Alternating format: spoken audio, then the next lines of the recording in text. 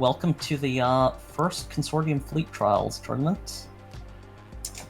This should be interesting. It's a 16,000p fleet budget limit.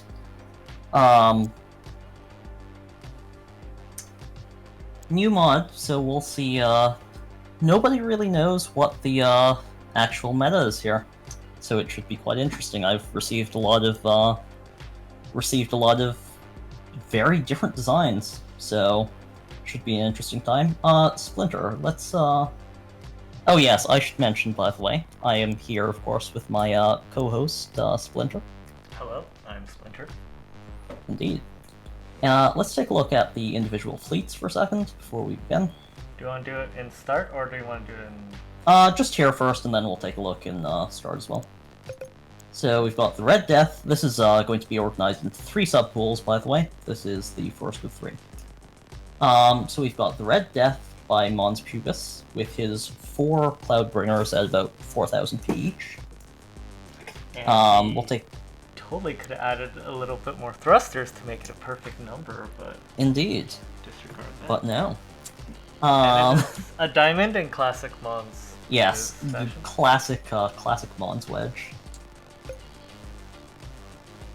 We've got Luna Praefectus Classicula. Love the name, by the way. From Floof, which I looked up. I believe it stands for like the fleet over the moon or something like that. With a number of different ship designs. Varying sizes here. It's definitely a more mixed fleet. Is that like very pretty colors. biggest fleet size we have? That's I believe it's the second biggest fleet size. I think Skills was larger. Oh. Debris with his debris space burst nonagon and some crap. With various test ship names, which I am not going to read the specific names of. I will read it for you. IHC test 0020003 by Debris. I can't read the other one. I guess that's a 001. And friends. Yes, 001 and 003. You know, when the UN people like make up the extra words for like the letters, like Oscar Lima, are there any for numbers, or is it still like 0? No, it's just the at least not that I've heard of. Crap, I forgot what the... I know C is Charlie. What is H in H is hotel, I is India. Wow. Okay, good to know. India Hotel. How about that? India Hotel Charlie. Anyway, Debris brought 3 different ships, all unique designs, all different P ranges. And then last in this pool, we've got Insane Asylum with his non-voluntary fleet submission as ordered. Bringing the his flagship, the Krakow cannon, and two experimental shield ships, one of which is pretty much purely a shield. Just a big okay, I guess. No actual shields, but the ship itself is the shield. It is a big armored frontliner, essentially. And then the experimental sword board, which is basically the same thing, but with actual firepower. Wait, there's like a difference of 34...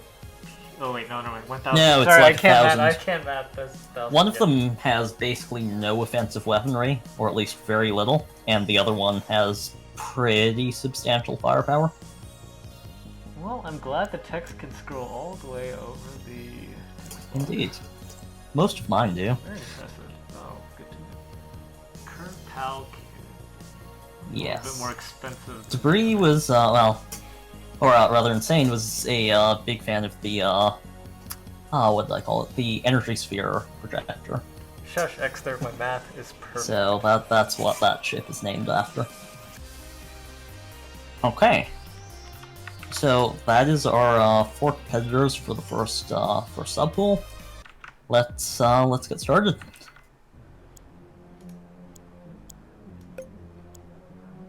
I still don't get how the thrusters work. They're weird. So first off, pause. Okay, nice. First off, we've got the Red Death by Mons Pubis against Luna Praefectus Classicula by Floof.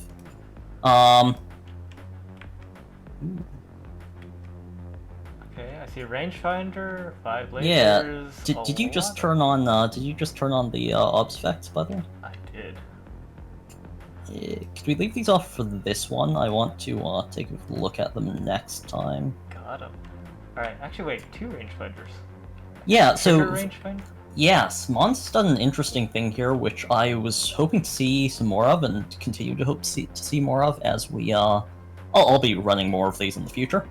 But using multiple rangefinders as AI triggers, he's got a very short range one up front, and then a long range one at the back. So in theory, at least, how these should work is that the ships will close in very. Splinter, apparently your volume is a bit lower than mine. You might want to turn it up a bit. I will boost it some more, I guess. 7 dB? Oh yeah, time to rock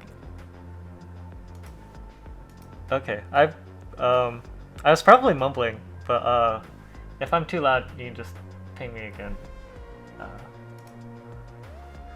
I was mumbling flak, so that was totally not not a relevant thing to say. Anyhow, yeah, so we've got 2 rangefinders, a long range one at the back, short range one up front.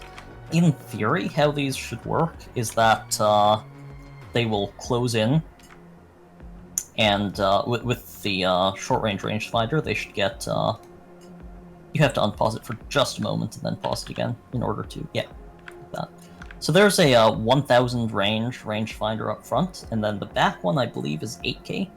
Yeah, so in theory what'll happen here is that as the ships take damage, they'll lose the frontal rangefinder, and then the ship will default back to the range of the rear one, and disengage to regenerate. I feel like oh, good to know, MGW. I knew that was a button, but I couldn't remember what the key was for it, so appreciate that. Hey, nice. Right. Okay. Sorry. Go back to Mons Fleet for just a sec. Roger that. Just zoom in on one of the ships. Thanks. So what he's got here is just a whole lot of flak, both the medium and large flak batteries. Good choice. They are all set to PD. So yeah, massive amounts of PD here, and they should work fairly well against ships as well, just by way of sheer quantity. And he's also got a few little phased array lasers.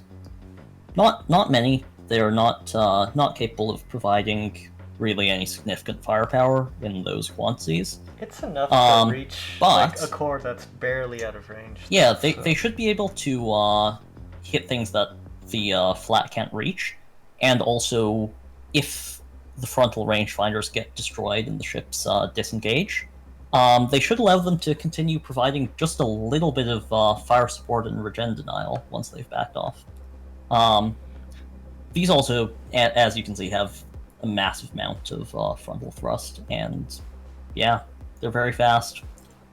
Go flak yourself. Well, I'm assuming the red of the Red Death is going to appear when it starts shooting. Indeed, they produce lovely flat clouds. Don't see too much red at the moment. And let's take a look at Floof's fleet. Can you turn the editor mode up? Yeah, thanks. By the way, you should, Splinter, I would, it would be best not to select any of the ships like this. Just because, not always, I'm not sure exactly. Sometimes you can't deselect them, even though it looks like you have, and it messes with their AI. I think it makes them invincible sometimes. Anyways, not to, hopefully not to set that didn't Floof happen up here. for success Anyway, or anything. Floof has sent quite the mixed fleet here. He's got these little, I forgot what these were called. I think the, it's like shoot, I forget the name of them. I can. Anyway, they're little, oh, there. Sharon's Band, yeah. They're, all of his ships are named after, different moons. but these ones are little missile boats carrying a couple of flat cannons and a single barrage missile launcher. Decent DPS, pretty short range, but not terribly short range. They're mostly distractors, but they can output decent damage, and they're quite mobile. No, these aren't autocannons. Those are light small flak. Yeah, Light flak, yeah. Yeah, I was trying to familiarize with the weapon shapes, but some of them are. Yeah. So these are Floof's smallest ships. Right. Let's see some of the others here. This is also a.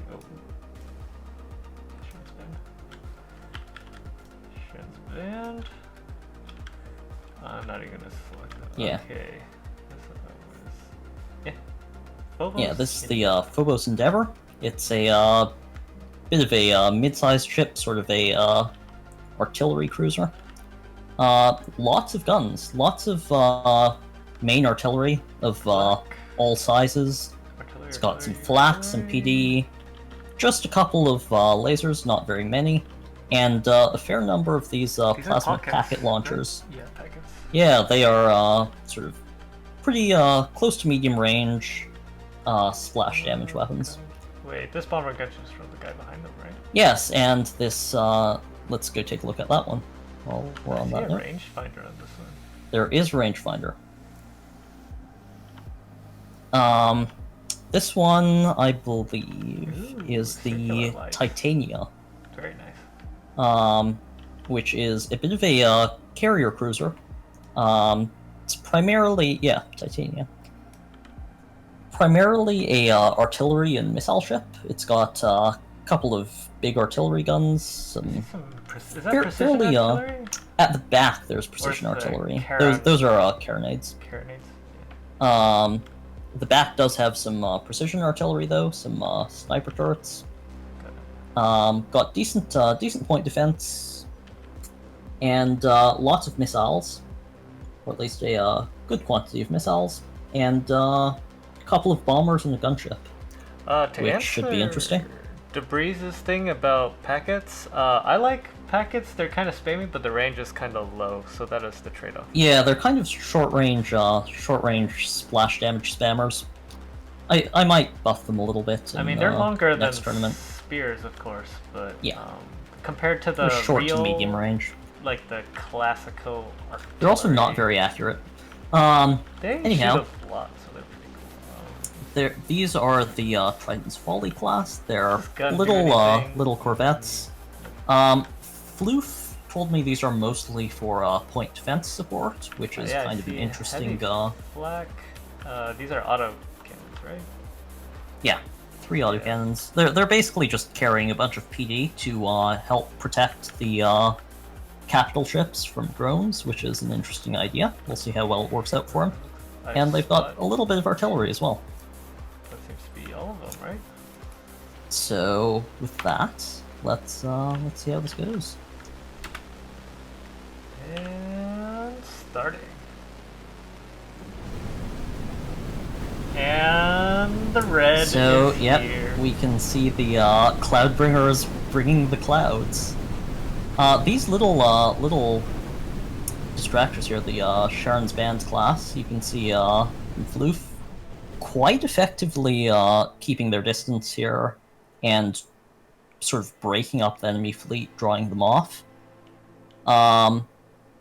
Would you mind zooming into the main fight here?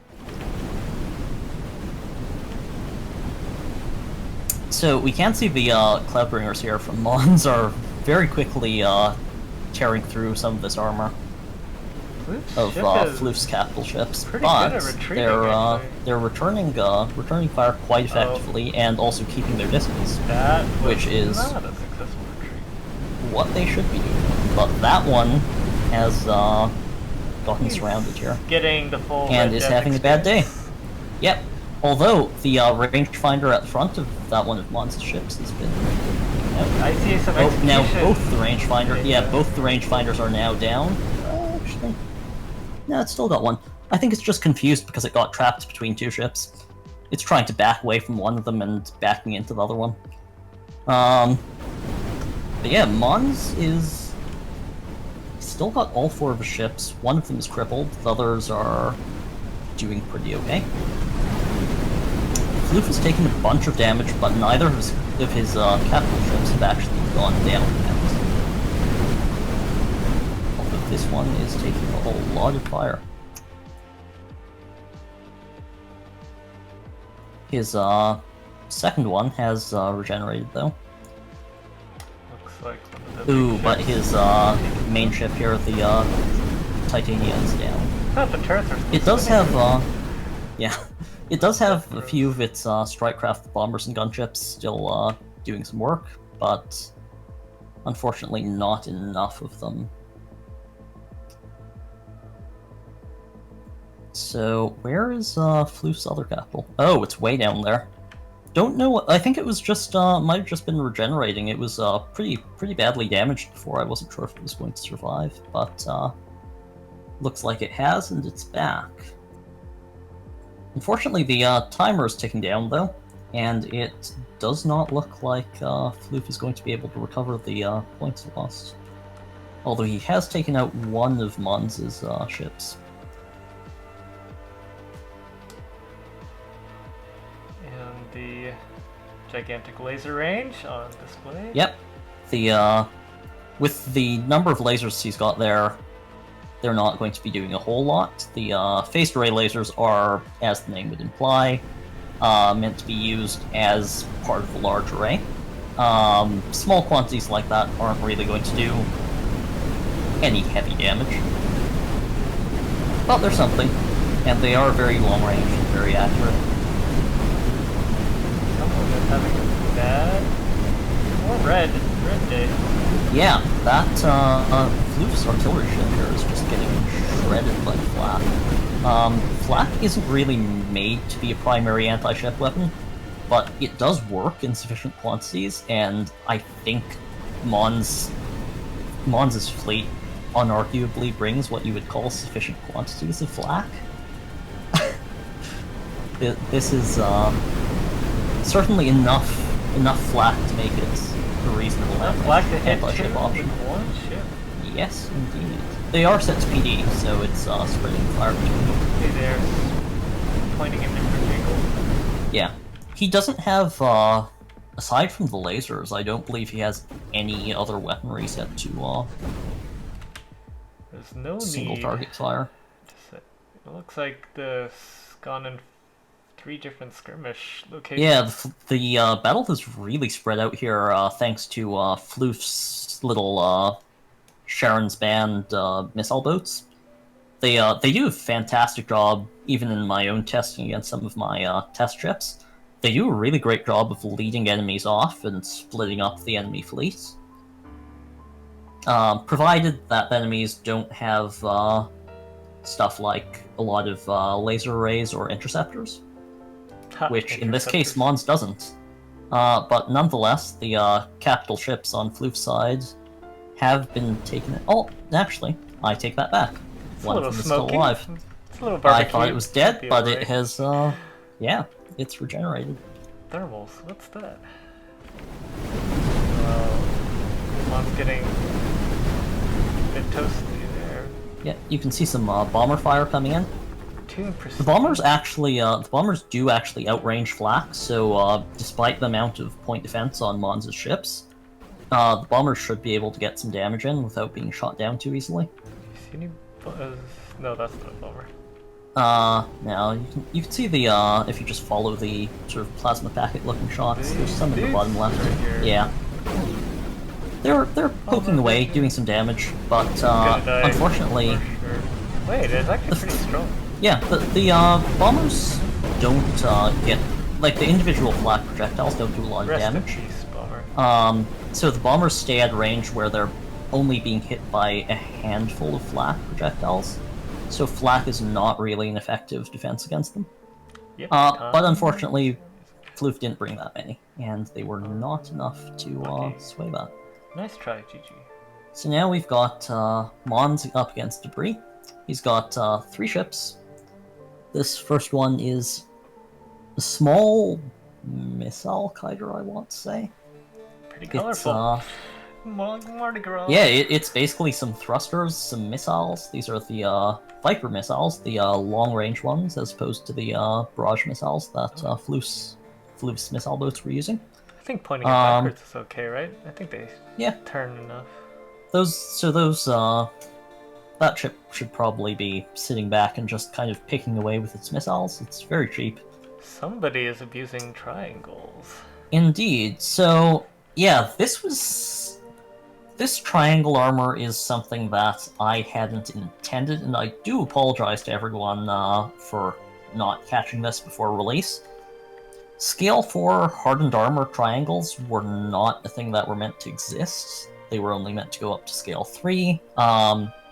In the update I have staged currently, they've been deprecated and will not be making an appearance in the next tournament. But for now, this is what we've got. This is a sort of medium-sized, sort of hybrid long-range ship. It's got a single, I believe it's a heavy artillery cannon, and like a couple of bombers. So, just long-range fire support ship, pretty tanky. The 18 lasers. Yep, a little bit of a laser array. Even 18 of them isn't all that much firepower, but it should be able to deny regen a bit. These bombers look kind of like bees. Debris was the first one to find that I had missed these triangles, and has made good use of it. And finally, his flagship, which is I think around 11,000 P. It's quite a big one. Are these spears? Yes, he has got. Wow. This is all hardened armor and 6 plasma spears, all set to point defense, actually. Which is interesting. It should make a lot of. Certainly, it should make both gunships and locusts and even torpedoes to some extent quite ineffective against this. What are these? As well as small brawlers. Those are generators. Oh yeah, that's right. It's like it's like I know there's like a couple on octagon bases, but yeah. Got it. Now he's got a big energy sphere cannon and an assault cannon, which is up front as his 2 primary weapons here.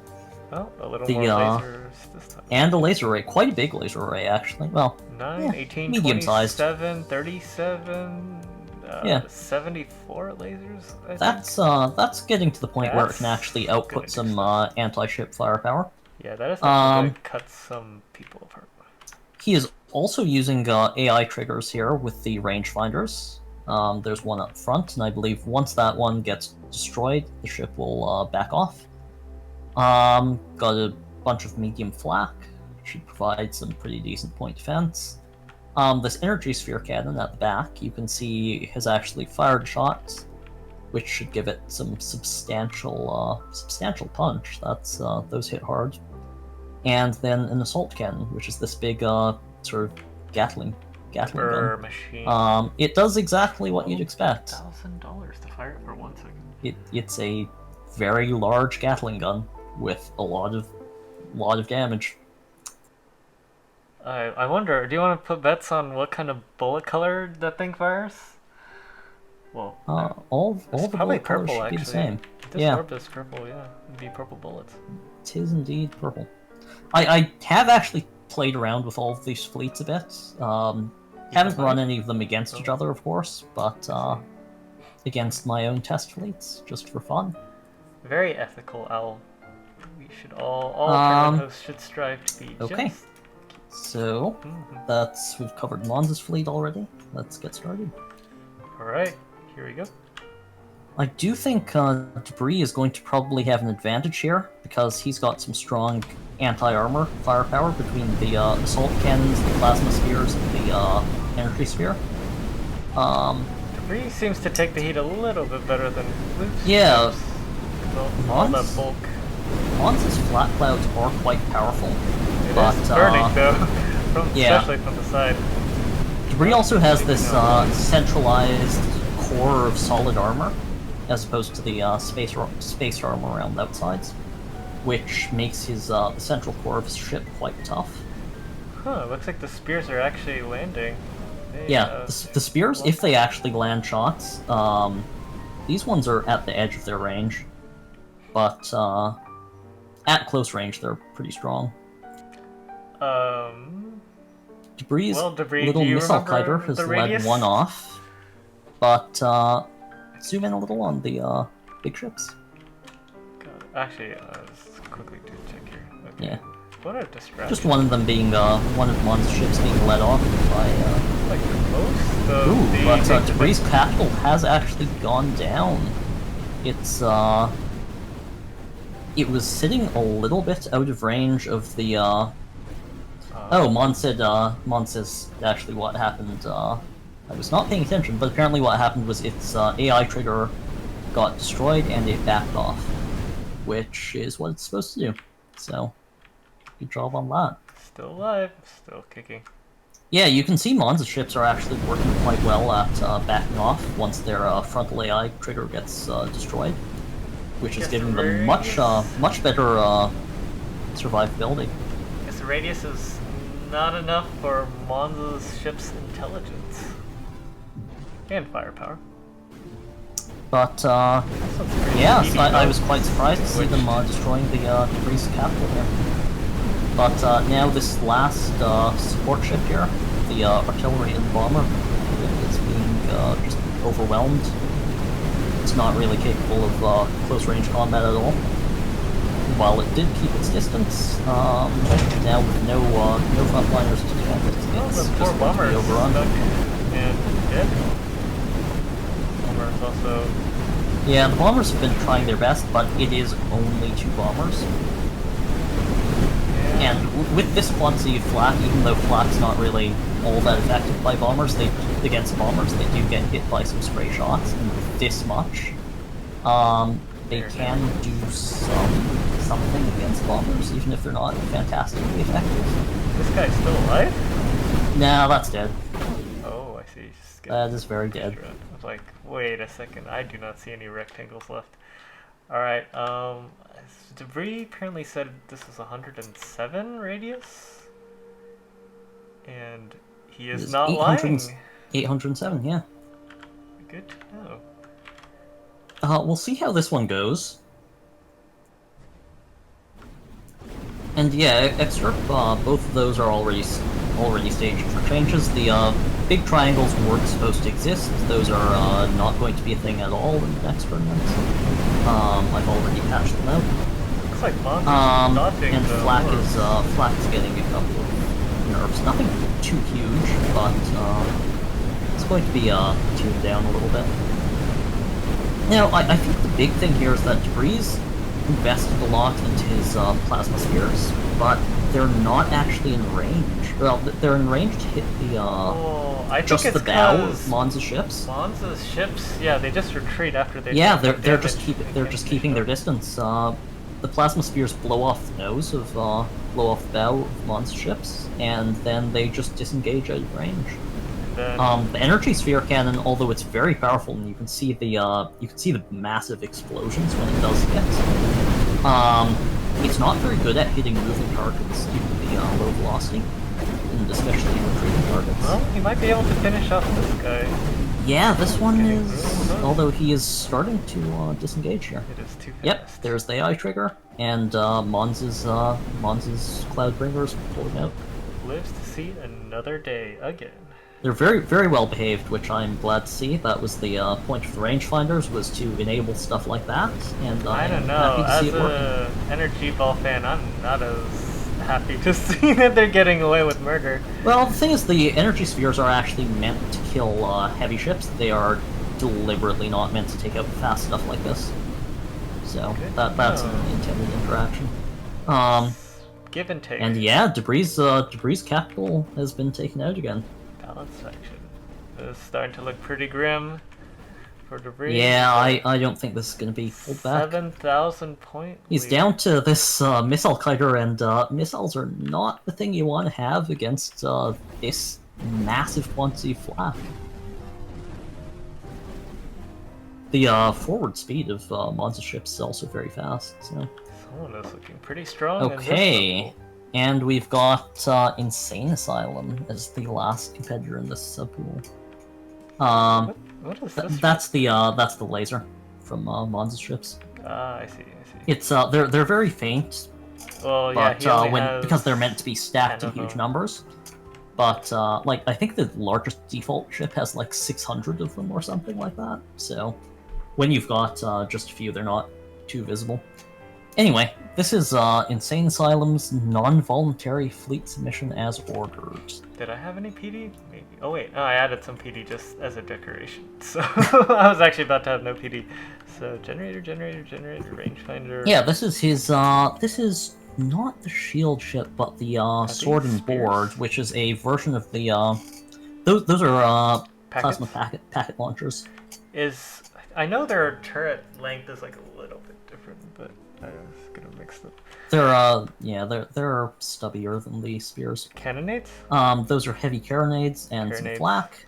It's not super Cannonades? heavily armed, but it's got decent firepower. As opposed to the shield ship, which is the other variant of this design. You can swing over to that one, which has just the carronades and no plasma packet launchers. It does have flak still, but not much. Generators. Yeah. Very that one is pretty much purely a sort of armored blocker. It's shaped like a shield. Meant to take, yeah. Except it's it kind of like literally is a shield. basket It's meant to chairs. get up close, take fire, and then let his flagship, which we can see here, just bombard the hell out of stuff. Very basket. This is yeah. I quite like the little greebles he's attached on here. Very spiky, very dangerous. Yeah, he's got some antennas sticking off it, and all sorts of little look like sensors or something. Very cool. I like it. Yeah, you gotta see who you kill when you kill them. So it's extra. And he has got a his flagship here carrying a bunch of precision artillery. Are these interceptors? He is carrying 4 interceptor launchers, which I think is a very good idea. I don't know. This is in fact the only fleet in this entire tournament which is carrying interceptors at all, which is interesting. I do think several fleets in this tournament would have benefited from having interceptors because they are very expensive, but at the same time they're definitely the most effective countered bombers. If you can't just tank them. No, flak's not nearly as effective cost by cost. The range. Yep. Bombers will just outrange the flak. This ship's got a lot of firepower though. It's got a whole bunch of flak. Bounding box shenanigans. That's definitely a good thing. Whole bunch of flak cannons, a big energy sphere cannon, and a bunch of I think medium artillery. Are small thrusters efficient? The thrusters are all equalized. It's really? Technically, I made a mistake, and the biggest size is a little bit weaker, but only by a small amount. They cost like 80p instead of 75 or something. Anyway, yeah. I'll fix that next time. Good. It's got precision artillery and regular artillery, and then big launcher. Big batteries of Viper missiles as well, the long-range ones. Where at? Move forward a little. Right in front of the precision artillery. Yeah. I see. You can see if you zoom out a little bit the missile spam coming out of it. True. Well, maybe this is thoroughly a yeah. All of this is quite long-range weaponry, so he's got that's certainly a long-range support ship and 2 frontliners. Good combo. And we begin.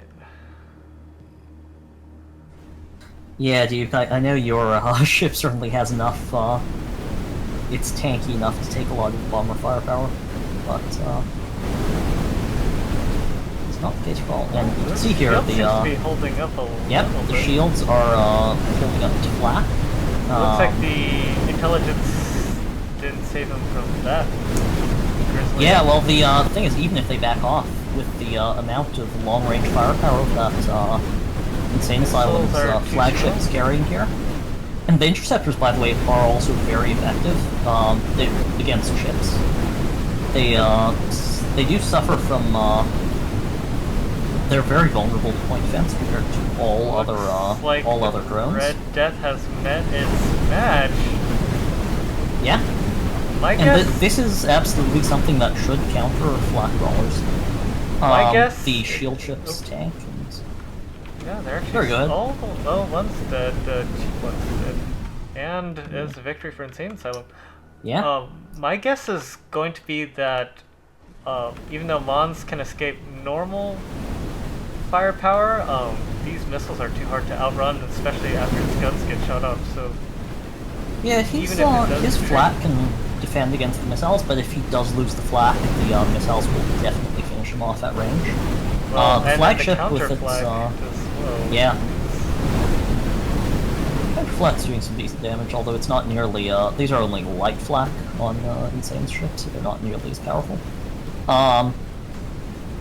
But yeah, between the artillery and the energy sphere and his entire missile battery, they just tear through these lighter armored cruisers with Monses. Do we want to bring the top two of every subpool in? I'm going to be, since we're doing 3 subpools instead of 2, I'm only going to be bringing the top ship from each. Ooh, no mercy. Very savage. But yeah, the heavy artillery has substantial firepower. You can see here, whenever the shots land, they're just tearing chunks out of... yeah, this one's gotten itself stuck. Very sneaky. But yeah. Yeah, good, very good showing from Insane here. Just we follow an interceptor to its destination, PP. It is flat. Yeah. Interceptors do actually have a lot of firepower, even against actual ships, although they're primarily anti-drone. But they suffer against point defense quite badly. They are good at taking out very small ships with low point defense, though. Unfortunately, this cover is a one-way. Yeah, unfortunately, this is a reassembly bug. I can't do anything about it. Ships can shoot through the debris of allies. I think it's an interesting tactical choice. And now we've got debris up against Floof. This should be interesting. We've got Floof's little distractors, again, doing their thing, drawing off some of the attention of the other ships and keeping the big one occupied.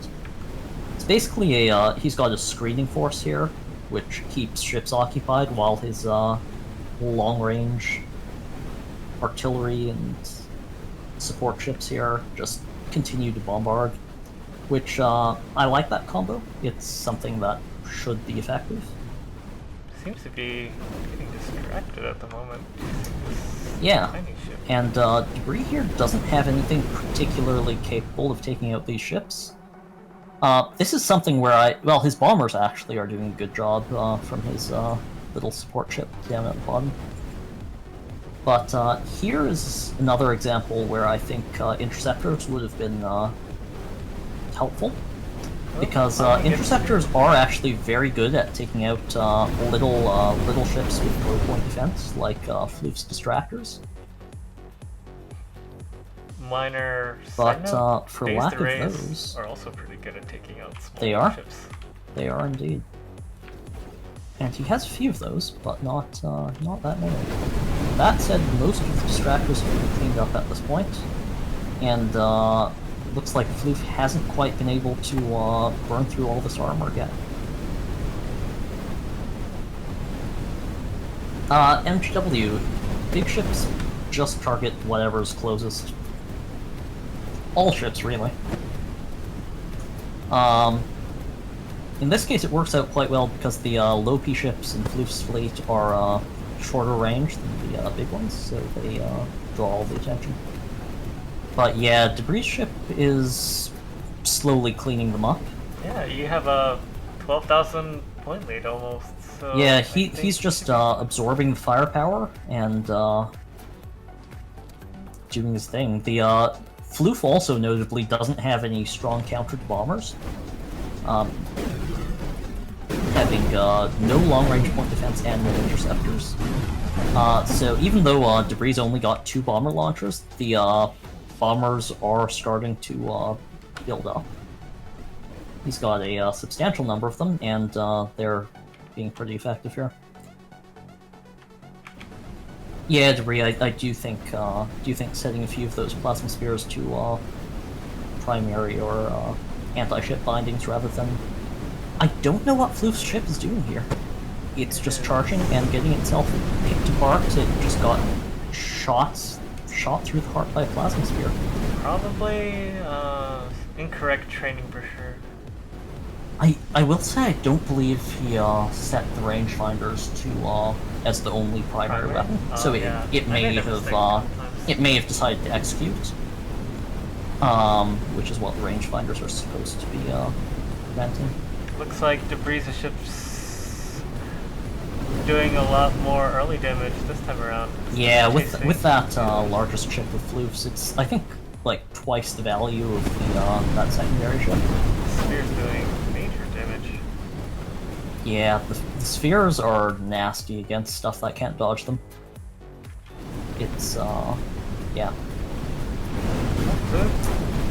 With one of Floof's capitals down, I don't think the rest. He's putting in good firepower, but with the amount of armor he's got. Going. Yeah, but unfortunately against space armor like this, it's not the most effective thing. You want focus damage to come through. And just a moment, I am going to unfortunately I think this match is pretty much decided at this point. I'm going to grab some water because you can probably hear that my throat is dying. So I'll be back in just a moment. We have 2 full 3 almost left, so go easy.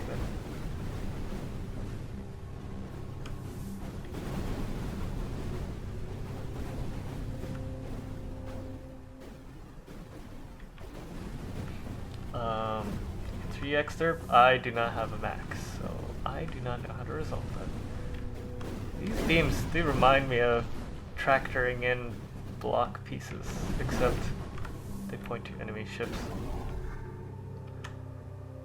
And that is a victory for Debris.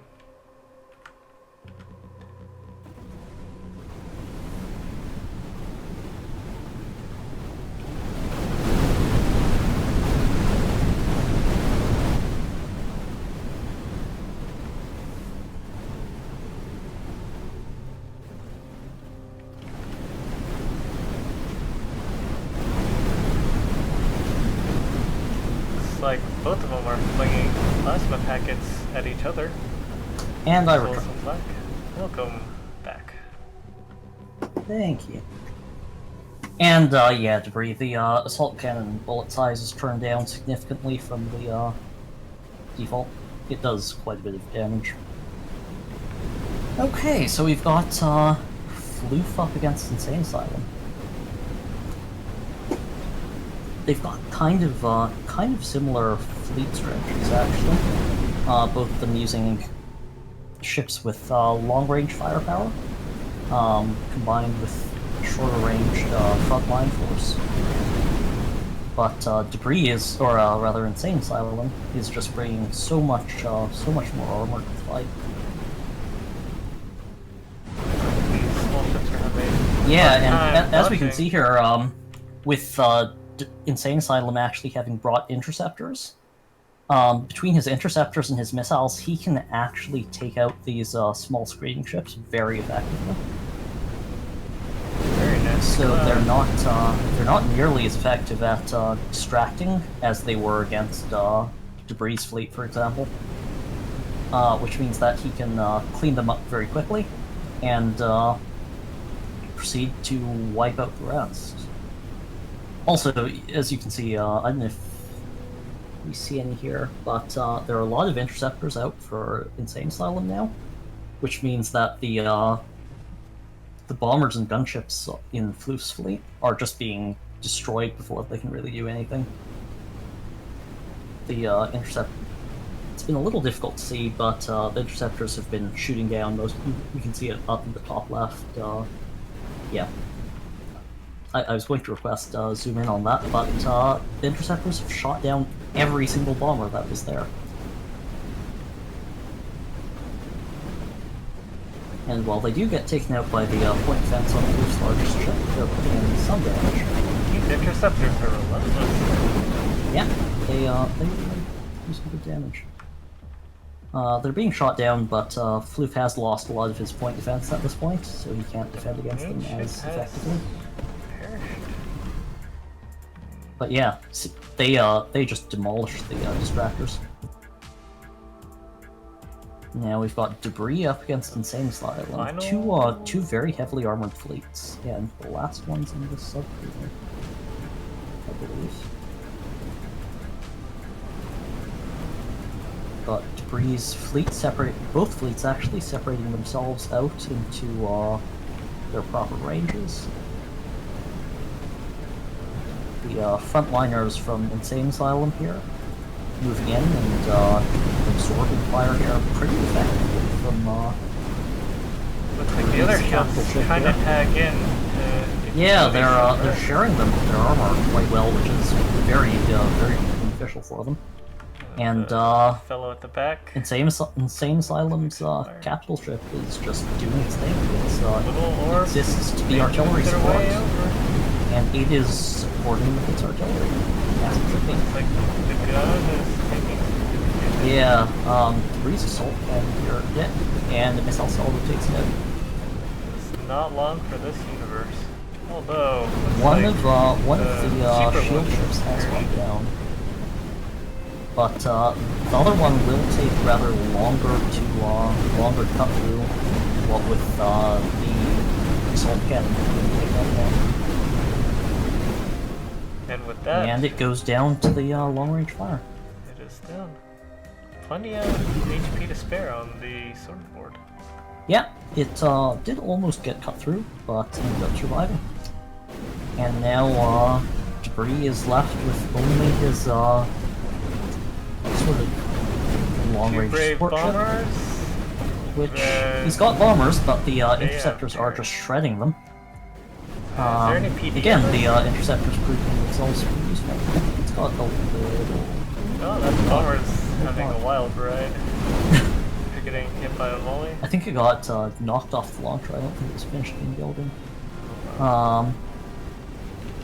But yeah, just being torn up by artillery fire now. Not really able to cut through that shield ship very effectively at all. And we observe Debris' first round's final moments. MGW, at the moment it's probably true. The intent is that gunships are better against point defense, but interceptors have more utility. In practice, I think the gunships are a little bit weak at the moment. I'll probably buff their HP so that they survive point defense fire a bit better. They're not quite as durable as they should be. Are the shields sliders? I'm not sure. Yeah, they're very they maneuver very interestingly. They have a tendency to turn to the sides a lot. The small one has perished. The small one has perished. The large one is on its way. Same side. Yeah, I don't think. Strong contested. Insane Asylum's got a very effective fleet here. Now a word from our sponsors. Energy Bowl. Bound to brighten up your day. Indeed. Especially when they land in your face, just like that. Maybe I should say the actual name, Energy Sphere, but yes. It does sound like Sphere. Yeah, very strong showing from Insane Asylum here, having won every match in this pool. Good game, Debris. He will be moving on to the champion pool. You'll be lost and forgotten. Okay, very good showing there. So, that will conclude the first sub-pool. Congratulations to Insane Asylum on his win here. He'll be moving on to the finals. And thanks again for all who submitted. Okay, so second subpool now. Let me just get my list.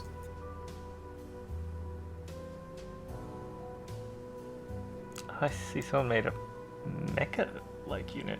Very nice.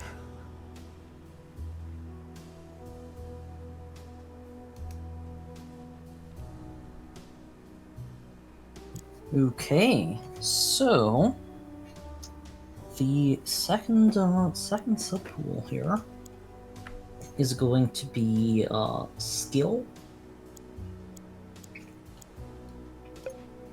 Got it. A Lois who doesn't have his name in the fleet name, but it is the scroll up a little. It's the oh, I don't think you imported. Oh no, it is. It's the This one? yeah, that one. Which is we'll click on it later to see the name, but yeah, that's a mouthful. we've got.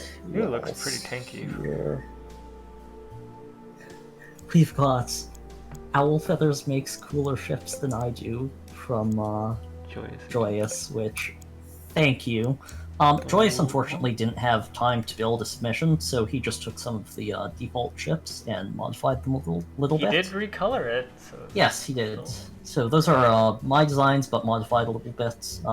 Appreciate the submission anyway. Sorry you didn't have time, but hopefully you can make the next one. And the last one is the Mecha Fleet, the from Lyolf. Yes, I'm very excited to see this one. Which is some very cool designs. And Bonus with that, points for hitting 16,000. yes. Oh, let's take a look at the fleets. Sure. So from skill, we've got the Sandcorp Autonomous Warform formation, which is a bunch of tiny carrier kiters. Type B. He's got bomber kiters and gunship kiters. They are meant to basically stand off with at max range and just spam drones, which they do. We'll see how well that works out for them. From Alois, we've got the guys that forced us into compulsory participation can eat a Pendragon to the face. Alois, I have chatted a bit about the I've chatted with about the lore of this. Lore of my setting for my mods. Are they prisoners or citizens that are kind of prisoners? No, it's just the Consortium people from this faction are kind of. It's a giant meg corps. There is an Iron Hand. There is an Iron Hand somewhere. So. And yeah. Anyway, the one of the other factions has a capital ship called the Pendragon, so it's a jab at leadership, basically. I'm assuming it's not this one. Which we again see in the no, it's not in this faction. We see he's brought two carriers here called the Corporate Management are in the Fighters class fleet support. The Red Shirt class, not factory armor distractor. Alois, by the way, has a terrible habit of making cursed ships using factories as armor. Never do that. It's terrible. Don't be Alois. That is one way to make a name for yourself. But in this case, he hasn't done that. Thank you. And then some little distractors. I, for one, am disappointed. Factory armor. And we've got Joyous with his modified default ships before. Yeah, so he's got modified versions of the little gunboats. And two modified laser frigates. The laser frigates, I think, are almost unchanged, but slightly tweaked from the default design.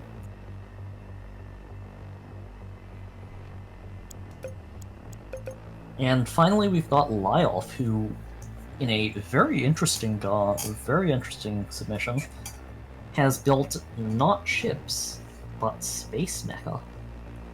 Which I honestly really approve of. These are very cool, and I am very glad you sent these in, Lyolf. Yeah, why be a part of the Iron Hand if you don't have actual Iron Hands? Indeed, they are literal mechs. And you'll notice they all carry shields on one of their arms, which he configured the thrusters so that they actually use the shields and angle those toward the enemy, which is quite cool. Alright. Are you ready? We are ready. Alright. We shall begin.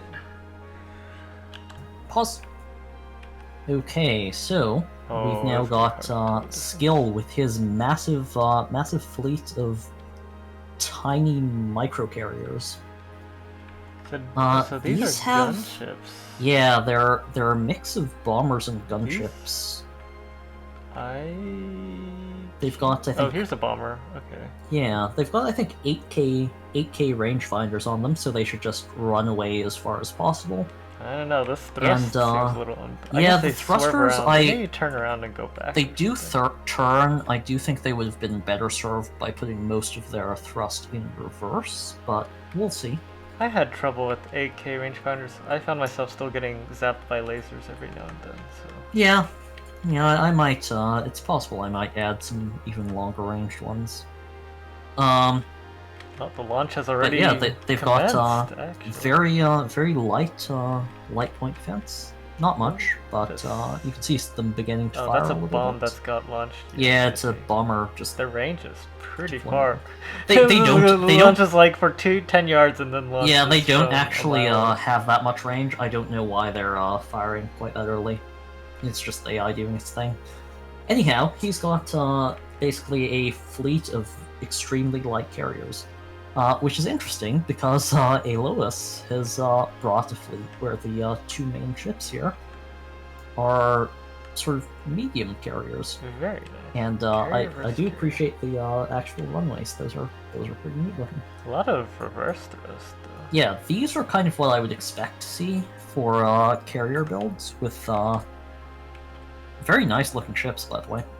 He's getting launched from. Cool design. But yeah, they've got. You can see the launchers right in front of the core. Yeah. You can see the launchers have drones attached to them. Oh, the missiles. I think it's the missiles are over there by the rangefinder. These just reverse, get way out there, and just spam strike craft, which is and some missiles. The only submission besides Joyce with runways. I don't even know if Joyce has runways on his. I don't think he no, Joyce does not have any drones at all, actually. I see. But yeah, these are some medium carriers here, some point defense, and lots of armor. Very nice. I like these a lot. And we've got, I believe these were the red shirt class distractors. He calls them distractors, but they are decently armed. They're quite cheap, but they have a reasonably powerful gun on them in the form of these plasma packet launchers. Wait, how did you get this shape? I guess it's just square and two triangles. Never mind. Square and adapters. Yeah. But yeah, these are quite cool looking as well. They're very scaffoldy. They're meant to close in and basically just draw fire while the carrier strike craft do their thing. Looks like they gripped onto two missiles. And yeah, with the plasma packet launchers, they'll just provide some splash damage and soften up targets. Really digging these trussy, like. Yeah, it's very neat looking. Looks kind of cheap too. A couple of little in terms of P cost. In terms. Yeah, no, they're I think like 600p, which is quite cheap indeed. And we've got some little distractor drones, which frankly probably aren't going to do much, but they might distract the eye for a couple seconds at least. They're very cheap. Those would be lights at first, but yeah, all these are. He's got some missile ones and some autocannon ones. These pilots are the luckiest ones, I can tell. I will say, because they're both using the default Consortium color scheme, it's going to be a little bit difficult to differentiate between their drones. Well. But oh well. I will say it's interesting that neither of these, despite both being pretty much pure carrier fleets, in terms of offensive armaments, I think you'll be neither of them are actually building neither of them brought any interceptors. I imagine that'll be pretty easy to tell based off which. Yeah, just which they're firing where at. they're firing. Yeah. We can see the drones beginning to engage now from both sides, and there is just a massive swarm. It's like the Battle of That's Britain. definitely 8K range right there. They are trying to turn, but they don't have very good turning thrust. You can see them attempting to flee, but they're not all that good at it, unfortunately. The mobility on those on skill ships just is not fantastic. They have trouble navigating. Pretty relaxing day ships on are these medium. Yeah, cruisers. they're working as intended, sitting back. These guys are And slightly yeah, the bombers and gunships are doing a decent job from skills fleet, but they are spreading their fire a lot. And Alo's ships can also just actually tank some damage from drones, whereas skilled ships not really. A couple of bomber hits from those will just completely kill them. This one seems to be maneuvering away quite well, although he's It's attempting to flee, but it's been trapped at this point. I don't see it getting away. Meanwhile, I think take a look at Alos's carriers for a sec. They seem to be coming under attack from. Yes, very attacked. Yeah, they're taking out some light bomber fire. But, enough to make a little bit of smoke. Although, well, they penetrated a piece of red. It's taking some fire. His frontliners are absorbing most of the attacks, but Pristine runways. I don't. His carriers are. See these carriers. The runways, by the way, are made of reinforced armor. Oh, that's actually pretty strong. So yeah, they're tough ships. Points wise, yeah, Alois is significantly ahead here. Although the I imagine a lot of points are in here and it seems mostly untouched. By far, the largest point investment on Alois' side is in the carriers. You get all these lines. I'm guessing the dots don't. I believe those are cargo containers. Oh, I see. That makes sense. Which So in this format don't do anything, but that's fine. Where do you think the factory armor was supposed to go? Maybe these two pillars? These ones don't have any, but they certainly could be made of factories if you wanted to. Anyhow, for lack of interceptors on either side, these bombers and gunships, I have no idea. Oh, okay. Well, the timer ran out, so yeah, those carriers were with Alois' point lead, even though his distractors did get cleaned up by drones from Skill, Skill did not have enough time to actually kill off the carriers. Very close. Neither of these fleets have any effective way of shooting down bombers, though. And both of them run quite light on point defense, so they can't take out gunships particularly effectively either. Yeah, budgetary constraints. Yeah, so on both sides, the strike craft here, the drones can just clean up, basically. I think the deciding factor here really is just that Alois has brought actual armor, and Skill doesn't really have any. Oh, this is a real ship. For a second I thought it was bombers. But yeah, I don't know, honestly, this could potentially go either way if if Skill ships ever... Sorry, go ahead. Yeah, no. I was just saying the gunships are slowly nicking away some of the armor.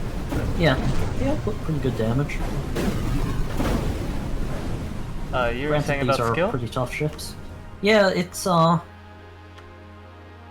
if they were to concentrate their attacks on Alois' carriers, they might be able to make something happen.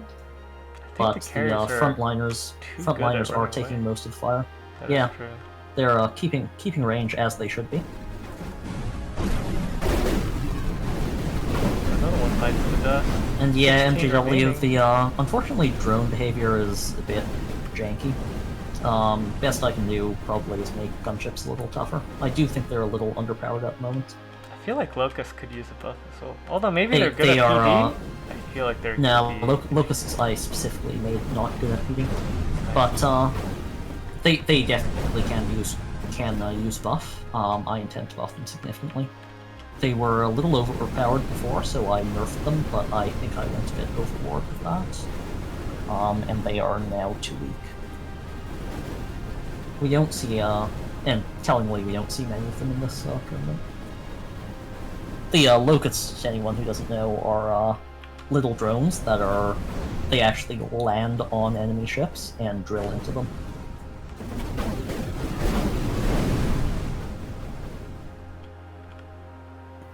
Looks like. So yeah, massive numbers of drones here. Pendragon has a much bigger lead than last round. Since there's. Yeah. I just to say 5 ships remaining, this is 4 ships.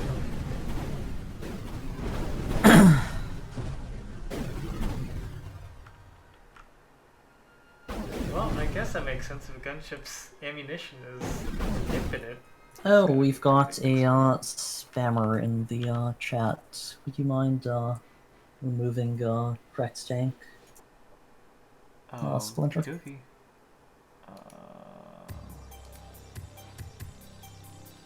Anyhow, in the meantime, here we've got Joyous up against Skill.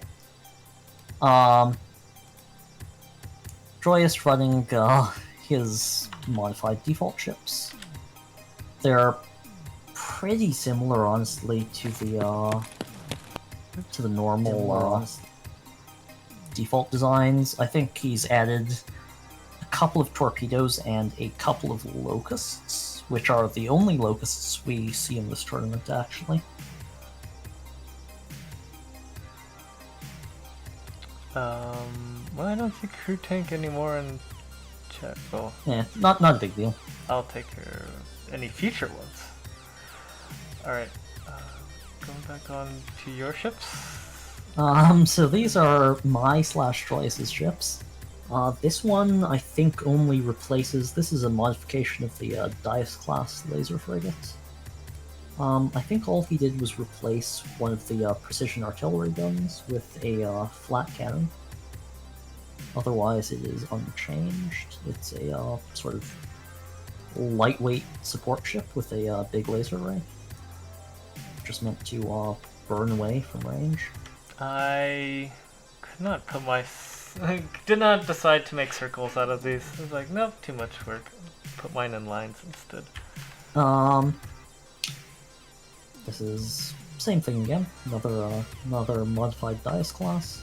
That's true. This one actually No, it's got is the same class of ship, but launchers swaps there.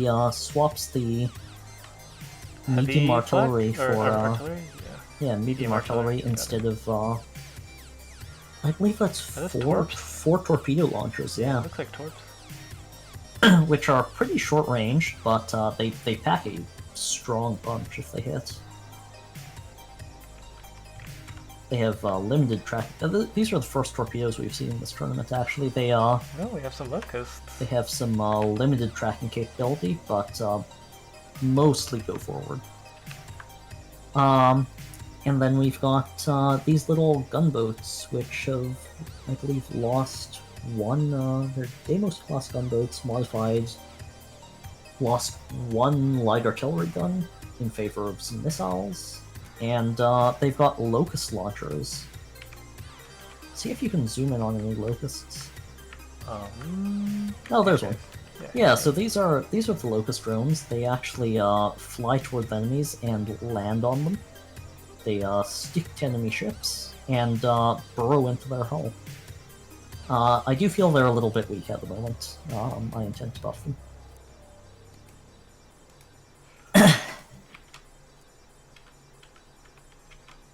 I think everything else. I think these ones, one of those doesn't have missiles. Anyway, they're pretty similar. Very aesthetic.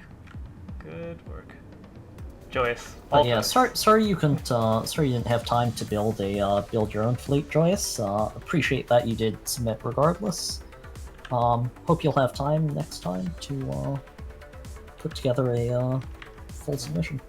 He is doing work already. Yeah, the laser frigates actually work very well against these. Very lightly armored ships from skill are just being burned through by the laser rays, which is exactly what they're built for. Just frying light targets at range. Torpedo? And the locusts actually are also fantastic against ships like this. Almost dying, but not quite. I will say Joyce doesn't really have any significant defense against... His point defense can probably clean up gunships eventually, although not quickly. Well, I don't see gunships harassing him at the moment. There are some, but I think he does have enough point defense to... Oh! That said, one of them just got taken out, I think, by gunships. Or at least, not killed, but cut in half. Looks like a pretty large splash damage. And the bombers are also going to town, we can see at the bottom. Joyce doesn't really have any defense against bombers whatsoever. Well, he can just kill the carriers, I guess, and that's yeah. His only chance here really is to kill off the carriers, and which he is doing. It will be interesting to see whether or not he can kill off all the carriers before their attack craft just bomb him to death. Well, his main laser ships are still alive, and as long as he has... They are, which are really the most important ones to keep up. Have kill potential. Oh, there's some locusts hanging around. Yeah, the locusts you can see doing their thing. These don't really have enough point defense to fend off locusts as well. They do eventually kill them, but if any significant number of them land, they will Joyce is down to his last ship. Yeah, at this point the gunships and bombers are both just building up, and he reaching critical can't mass. defend against them. Yeah. Nice and Joyce goes down. Skill. Killed off a lot of skill ships, but not quite enough. We'll see if that holds for round 2. Well, next time have a simpler mind-friendly mod too. Yeah, Exeter was saying he felt this mod was a bit too complicated, which, sorry. I will be including... next tournament will also be only this mod, but in future I will be including others, some of which will be simpler. Particularly laser effects. Yeah, it's actually the AI trying to update its targeting solution between physics updates. True. Yeah, I'm glad that when I put in the palette, weapons only took up the first row, so testing did not take an eternity. So yeah, it doesn't have a tremendously large weapon selection. Sort of moderately complex. Anyway, did anybody submit the nuke cannon? Nobody submitted anything with the nuke cannon. I was going to. I was interested to see if anyone would. I was going to pull up a nuke nuclear soundboard, if that ever happened, to prep for the arming sequence. Unfortunately for Joyous, it does appear that we're having the same issue. He's killing off the carriers with those laser rays, but the bombers from the side. Yeah, it's not a lot of armor on the side. Tearing up his frigates. Yeah, bombs just gonna pause. get And now we've got skill up against Lyle with his magnificent mecha.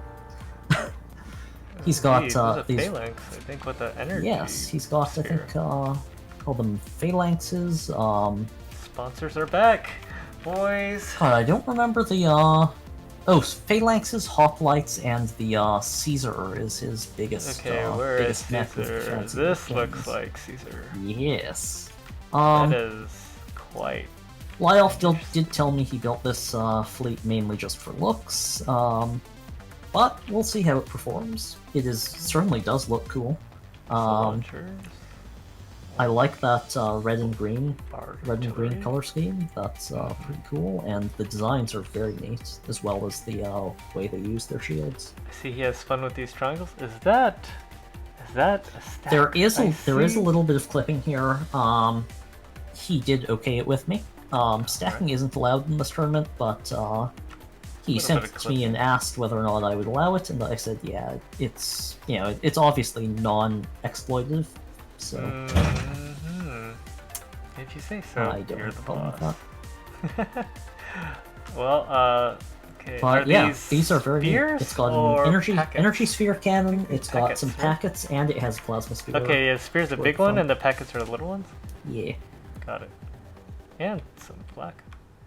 And the little ones, Looks like packets and yeah, artillery. artillery and packets. Very nice. I guess that's not as armored as it's leading you And to believe. then we've got the hoplites, I believe, which have an energy sphere. Excited. I'm ready to go. Are you good? Yep. Wait, it's holding a generator. So, No, that's light. the largest one, the Caesar, does actually hold a generator at the Right front here? of its gun. That I is believe that very was cool. just for aesthetics, but it does Honestly. look neat, even if it is rather frail. Now all I have to do is put some green lights around it, and that would. It has a claw with a generator in its hand. You know, like how else are you gonna hold on to your power? So you gotta. Is it less balanced? And it's already. You can see the zoom out. You can see the Lyol's ships actually, or rather, sorry, not his ships, but rather his mecha, actually advancing with their shields, which I think is very nice. Oh, the packets are flying. Unfortunately, this is quite a slow-moving fleet, and it doesn't have a particularly good way of catching and hunting down skills Well, the distractors. points are pretty even. Or not his distractors, but his actual carriers. Unless he manages to land lucky energy sphere hits at range, which may occasionally happen. But I don't think he can rely. I guess these are on PD.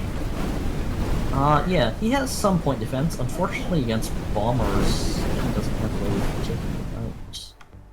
They just have too much range, and there are no. Against interceptors, really, or rather against bombers, really, the thing to do is either you set, either you have so much armor that they can't kill you, you set some long-ranged weapons to PD, or you bring interceptors. Any of those will do, but in this case, Guy's we don't spinning at have it any in of those. patrol. Yeah, he's being seasick picked here. at like gunships. Yeah. Now they're catching up. Looks like Skill is taking the lead here. As The Caesar itself is now being focused down by just a swarm of fighters. ships. It's got gunships and bombers just taking it out. And it is. And it is down, I Caesar repeat. is down.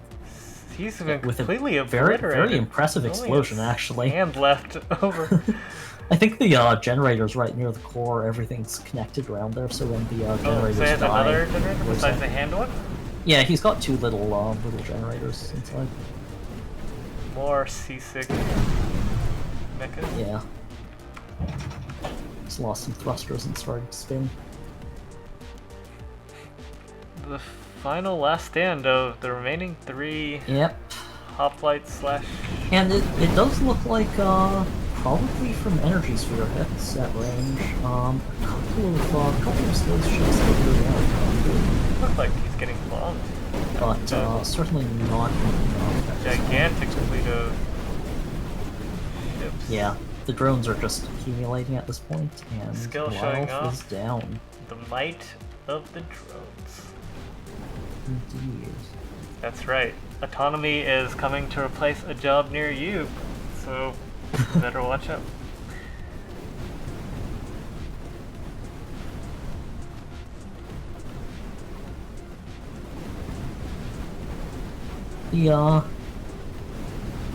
there is actually a lot of combined firepower from Lyle's fleet, but unfortunately none of it is, except for the missiles, Yeah, the are really bombers are well having a hard... suited. Or not a bomber, these energy spheres are having a hard time landing, connecting Yeah, with the energy these spheres are very tiny powerful, but they carriers. don't really they are very low velocity, so they're easy to dodge at range.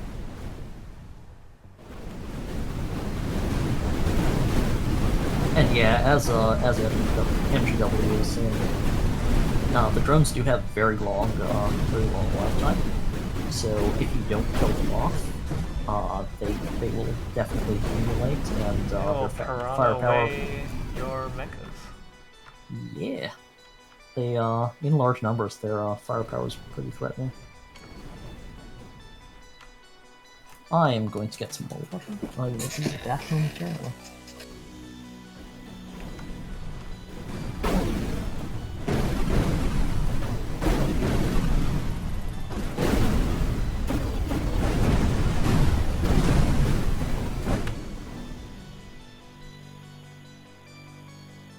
Oh, and Mons starts his rebellion in the absence of Owl Feathers' presence. Very brave. He is... I don't know, there's probably a straw connecting to the energy ball, so get however much suck he wants. And Leoff's points are dropping precipitously. Goes below 4 digits. The drones seem to have achieved critical mass, and his last moments.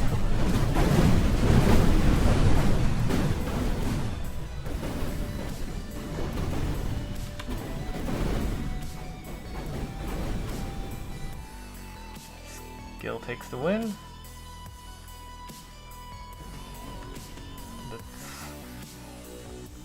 Now Pendragon versus Joyous/Owl.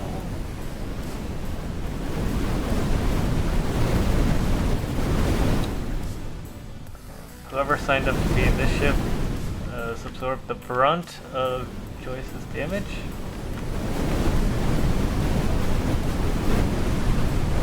Pretty sure it is no longer alive.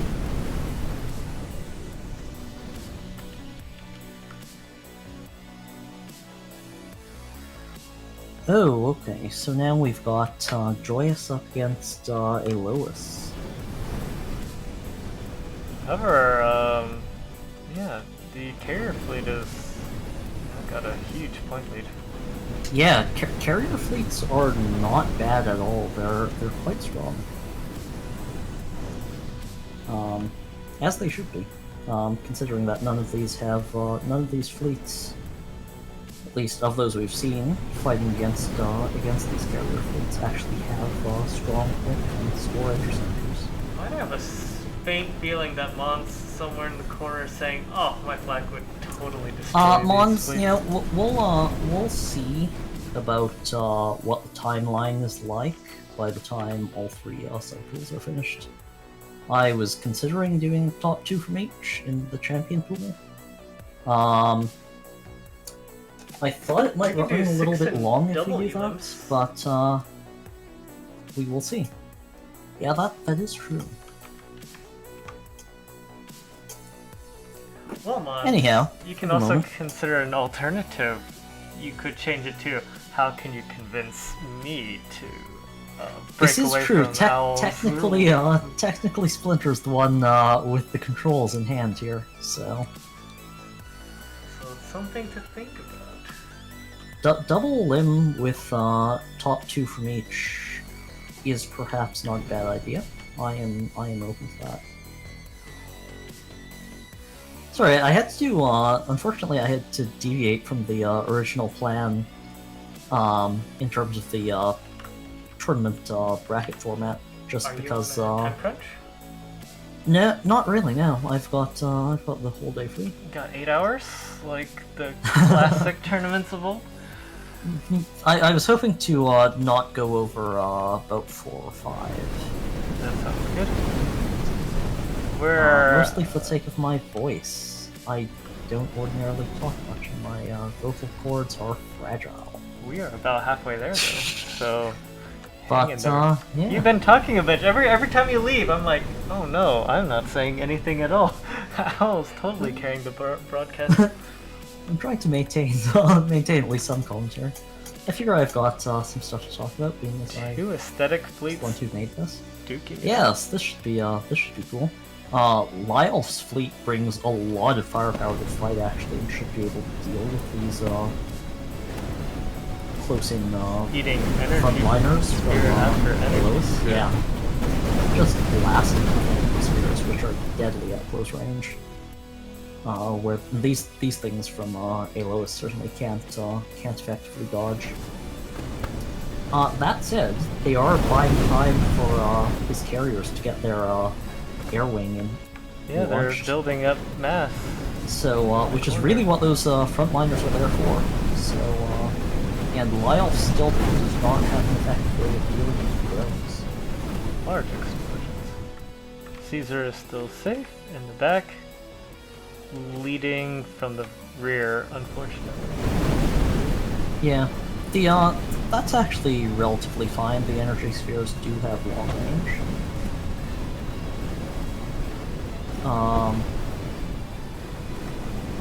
Yeah, they are taking out these frontliners from Alois, but not particularly, well, reasonably quickly, but maybe not quickly enough.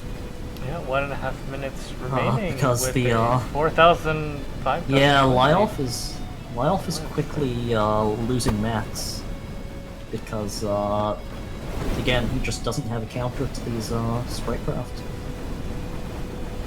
They are accumulating and just shredding through these.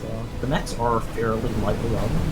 Caesar will soon be alone. He has only 3 other attendants. Yeah, Caesar's other attendant. Caesar's legions are being wiped out.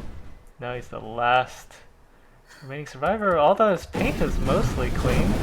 Well, shortly And it is no longer clean. sullied by And firepower. first round goes to Alois.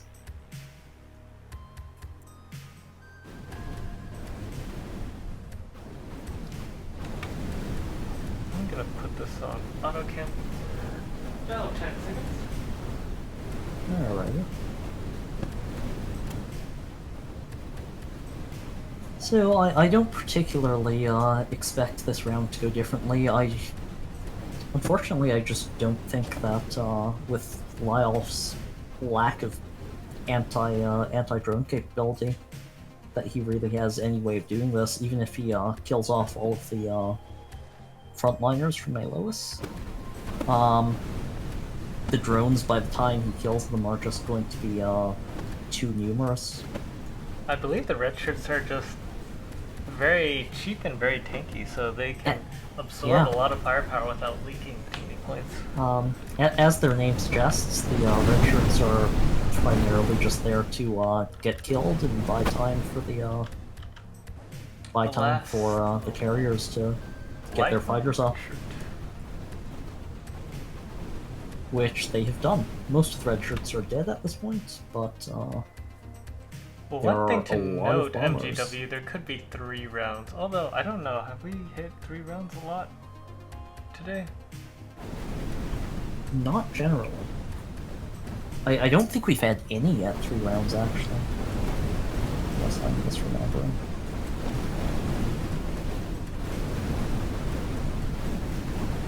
Kinda So sad. yeah, maybe we can take Caesar getting bested by some red shirts and some corporate slaves. Very unfortunate. Indeed. For our final match. Now, Joyous against Lyle. This one I actually have no idea how it'll go. The lasers are picking apart the mechs pretty quickly. That they are. But Maybe the energy spheres are definitely going to do, these they are did not relatively bring lightly their armored mirrors ships. today.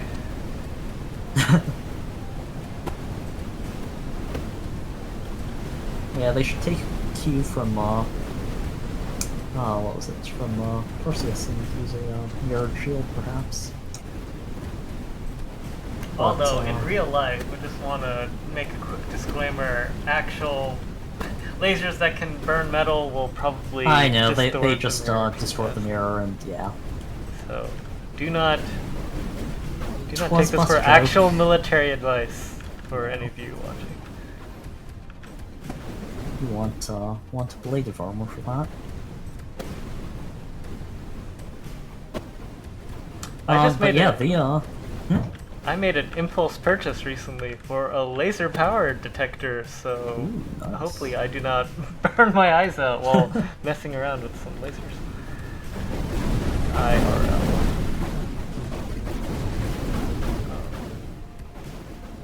Yeah, actually it looks like Web's ahead in this one. He's actually Lyolf's got like a I was saying, bone to he pick. does actually bring a lot of firepower here, and the energy spheres will tear apart lightly armored ships. Nano on if they can land hits. Yes. Nano mirrors.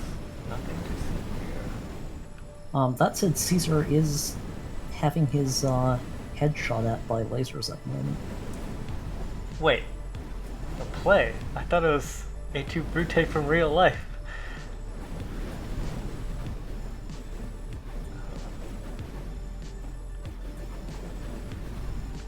Maybe they were speaking in English. And Caesar is down. Caesar has... Joyce has actually made a solid comeback here. Yeah, it just looks like it's all about Caesar. Yeah, I think his ships have just been, or his mecha rather, have been too slow to get into close range with the these laser frigates. I've been eating a little too many. And the frigates can dodge reasonably well against energy spheres at range. Well, lasers, I'm having a hard time dodging these lasers though. They have their number. Mecha, unfortunately, as cool as they are, they are not particularly mobile. They might be able to pull around, however, if Caesar can keep safe, like in that one fight where this has been a reasonably close battle. I would not be surprised to see oh, he has two generators here. Okay. Yeah, like those are like they do kind of look like Terran Marines. That's good cinematic. I bet that big, thing still big holds shoulder up. pauldrons. Yeah. Man, I don't see too many pauldrons in real life. What happened to them? Very sad. They're big and heavy, but they do look cool. They're so popular in video games. Ex-Pupus Monster? Wow, looks like we're combining names. Well, we could have a tournament where we just grab random people's names, combine them together, and throw you in pairs. It's not guaranteed. Lyolf has certainly taken early lead here. He's quite far ahead, although we did see this last time as well. Yeah, but this time Caesar is in the back, so... Caesar has survived this time and is not up front, so... Fingers crossed, don't look directly into the sunlight. His missiles are also doing quite a good job. Yeah. And that energy package. It's still alive. What they doing a lot of referencing that. If this keeps up, Leo might be able to cling back at third round. I don't know where he's facing at the moment. I don't know where any of them are facing at the moment. They turned their shield toward the target. Okay, I can see. Which I think is quite neat. Unfortunately, they don't move very quickly. Well, and it's also like, what, the least HP armor? Yeah, they are using the weakest form of armor. At least for the shield, which is unfortunate. 8,000 to 4,000. Can Leo close the last leg? 50 seconds left. All he has to do is not get looked at. But there's not Lyolf too many... is still ahead for the moment. We'll see if he can maintain that lead. These his attendants are in the corner though, so this is not potentially yeah, looking... the Phalanx is the smallest mechs, just don't move very quickly at all, unfortunately. They are Once not this able guy to pops, the lasers are gonna look at Caesar. Indeed. We'll see if he does have some reinforced armor, which is very good anti-laser, but not very much. So we'll see if that's. Oh, he's trying. Wait, something's been blocking. Oh. That light's like right in his visor. His eyes are not having a good day. Something blocking part of the beam? Could be missiles. Oh. Oh. And it time's up. Yeah. And he actually gets him back. Very nice. Indeed. Congrats, Lyle. Oh, you know what? I think what happened, why not all the lasers were firing there, I think one of the frigates took a glancing hit from an energy sphere, and the splash damage blew up most of the laser array. They are in a very weak cluster, so if the lasers are extremely fragile. So a splash hit from the energy spheres will do a lot of damage to laser array. Yeah, you can see one of the laser frigates took a hit there, and you can see how much the beam has dimmed. This is Space Caesar, so he can have whatever nationality of ancient space race he wants. Mr. Pugus. Where's... Oh, okay, Caesar still has a... Caesar's doing his thing. Long distance position as well. Caesar is commanding from the rear. One of the laser frigates has lost its laser array, though. Joyce is actually down to 3 ships. This is going... Yeah, this one is going solidly in Lyle's favor, it looks like. Seems the morale boost was enough.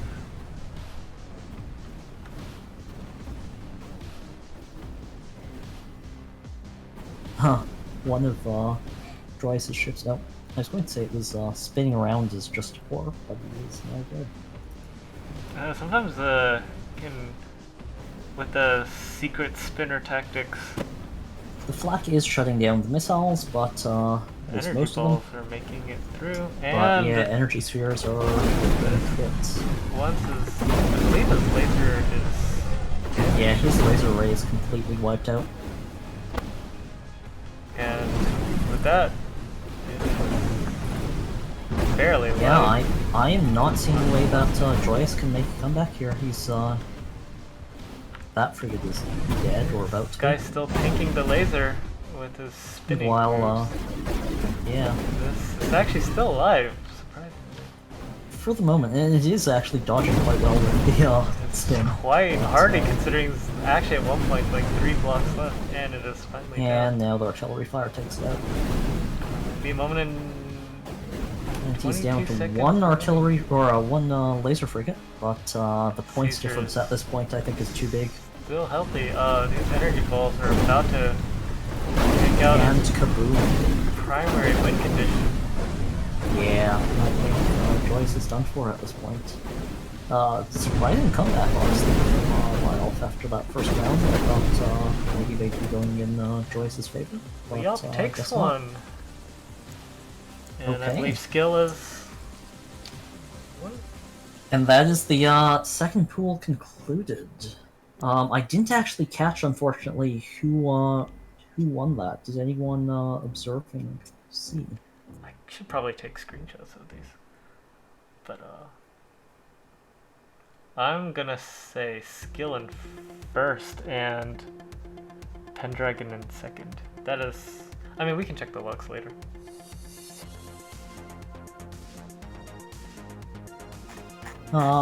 Yeah. I think we can check that afterwards. For the time skill being... says he did not get first. Wonder if it was a tie. It might have been Alois, I want to say? I'm not sure. Anyway, doesn't matter. Well, I believe it was Alois. Oh, wow. And then, yeah. So actually, the carrier fleets in this particular subpool were. I'm already assuming top 2 gets them. That's why I'm being so. Yeah, it likely will be top 2. About this. We're doing pretty well on time, so I think we can afford to do that. Good to know. So congrats to Lois. His carrier fleet has actually dominated this pool with no losses at all. Oh, Duke is On that note, our very frightening. final subpool. We've got your very own bigger bomber Alright. by Yours Splinter. truly. Indeed. Math We've got extraordinaire. Sawtooth by Empirix. We've got All I Do Is Brawl by MGW, Really? which I thought MGW said he wasn't gonna send them. he How wasn't dare going he. to, and changed his mind last minute. Of Up course. top, yeah.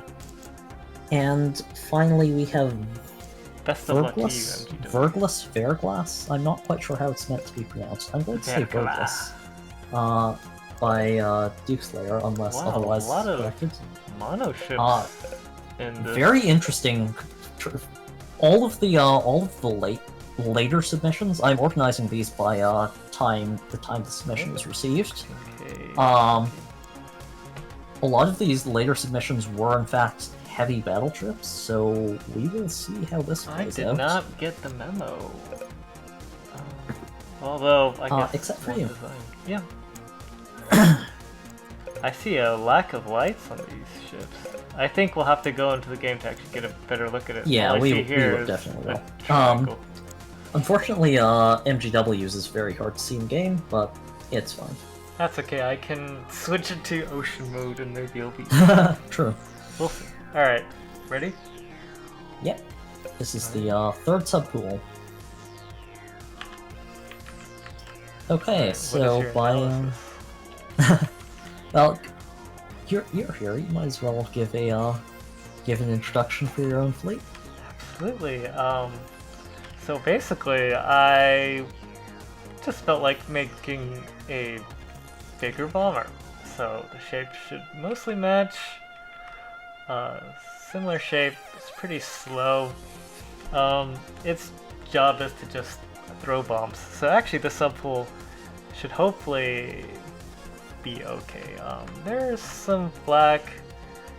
This is actually more for aesthetics than actual point defense, because if it can just blow up its enemies, there's no need to point defense. Yeah, let's see. Splinter does also have some regular-sized bombers on his massive bombers. I did make some aesthetic sacrifices. I wanted to really put a little bomber on the big bomber, even though these little bombers do not have little bombers.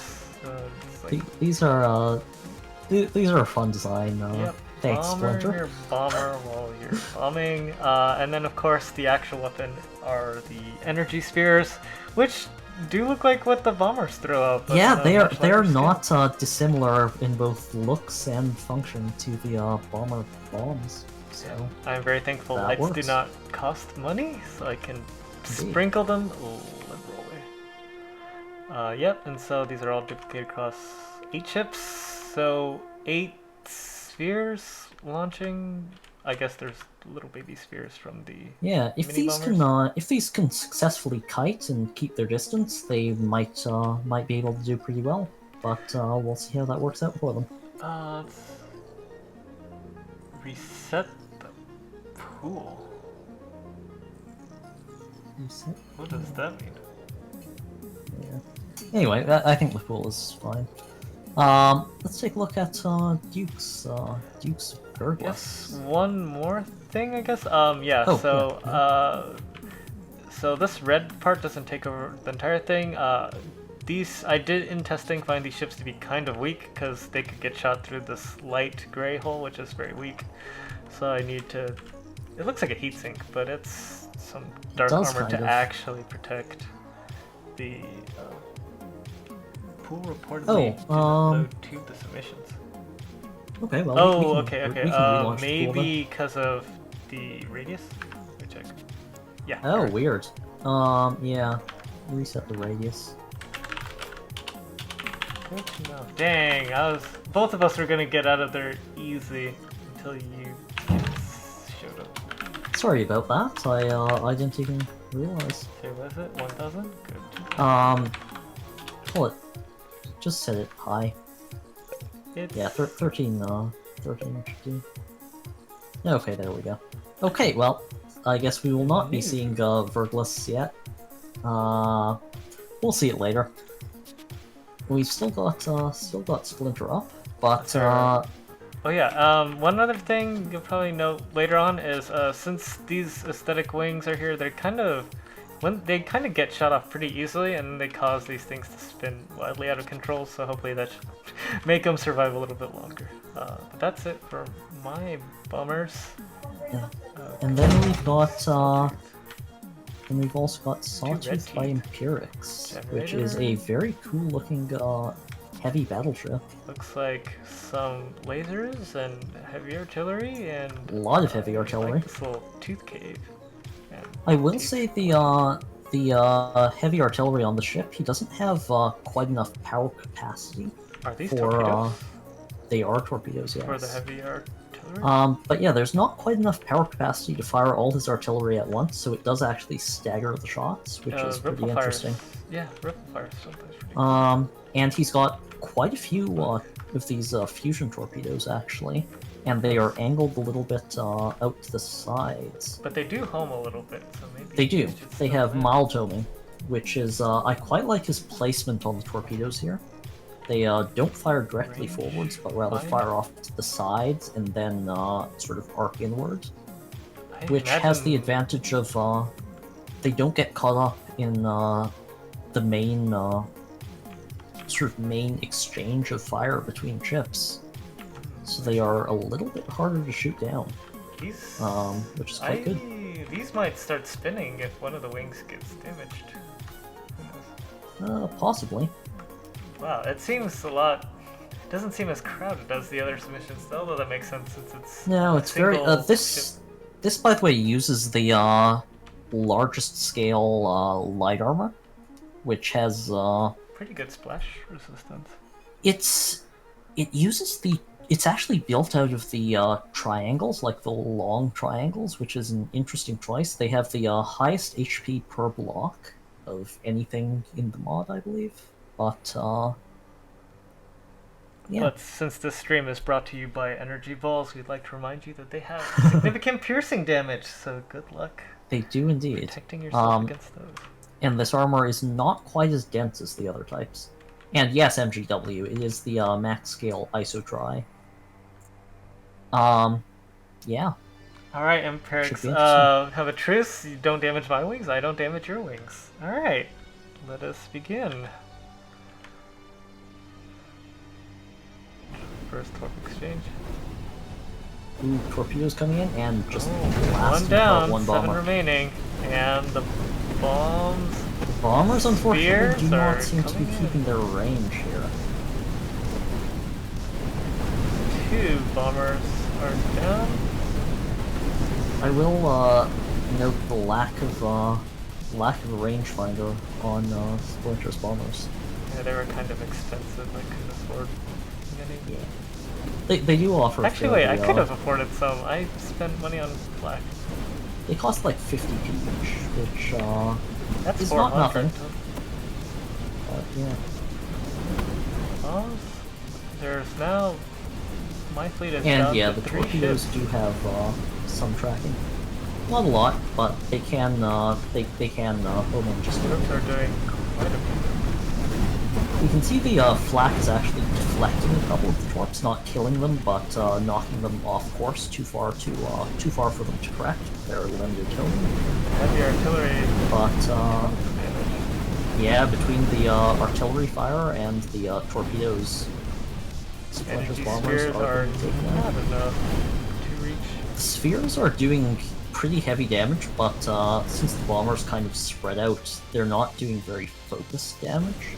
I'm surprised nobody used the or I mean maybe someone else has used the disruptor, but I found disruptor nobody actually brought excellent. disruptors. Disruptors would have been very effective against a lot of these big battleships. Yeah, they were my what I found to be like the #1. Yeah, they are built to be anti-battleship guns. Like that is their dedicated purpose in this faction. They're disruptors. Or pure Reagus on this fellow. But we don't have any, so I think that disruptor. So it's a disruptor beam. It's like the largest scale beam. It's like just the range is pretty short. Like MGW, it's a like 3,000 range spinal beam cannon. yeah, the big spinal beam cannon. It just cuts through armor. Like they're heavy anti-armor weapons. yeah, they. Yeah, you do need a reasonably maneuverable ship to use them, because they are pseudo-spinal. They're spinal mounted, but have a very small, a very limited rotation arc.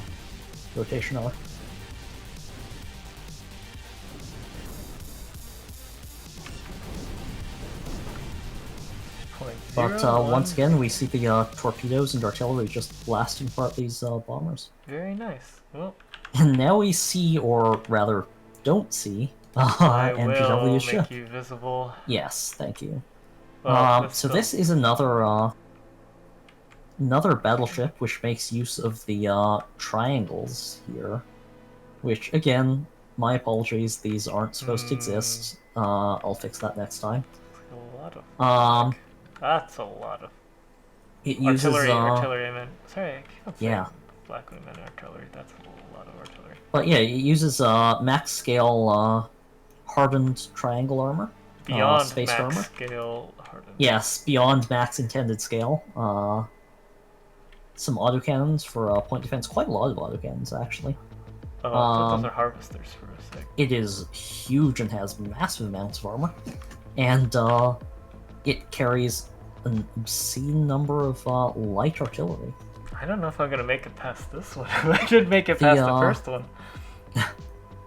The light artillery guns relative to the others, you might want to close console, by the way. Good call. The light artillery guns have the highest charge rate and the tightest spread. Yeah, they are more accurate than other types of artillery, although they do have shorter range and obviously less firepower. Looks like the penetration power of the energy spheres is not quite as the thing here is that the bombers are spreading out a lot and not really concentrating damage on any one spot, whereas this artillery barrage is quite focused. Waffle is only medium rare. The juicy bits are mostly uncooked. Yeah, MGW has a very impressive battleship here, honestly. It's a very dangerous opponent for the other two. I don't know how, honestly don't know how any of the battleship versus battleship fights in this subpool are going to go. Should be interesting. But yeah, in this case, light artillery spam is definitely a good choice for taking out these bombers. The little actual bombers, like drones, are in this case. When they first engage, they briefly dip into point defense range, and normally that's not a big deal. But in this case, MGW has so many autocannons. Well, the bomber is trying its best, but like. Yeah, even the brief time in point defense range is enough to get killed by this huge number of autocannons.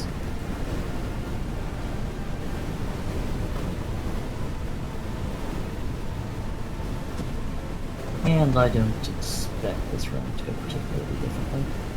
MGW did mention he has a couple of barrage missile launchers, and this is, they don't really do much damage with so few of them.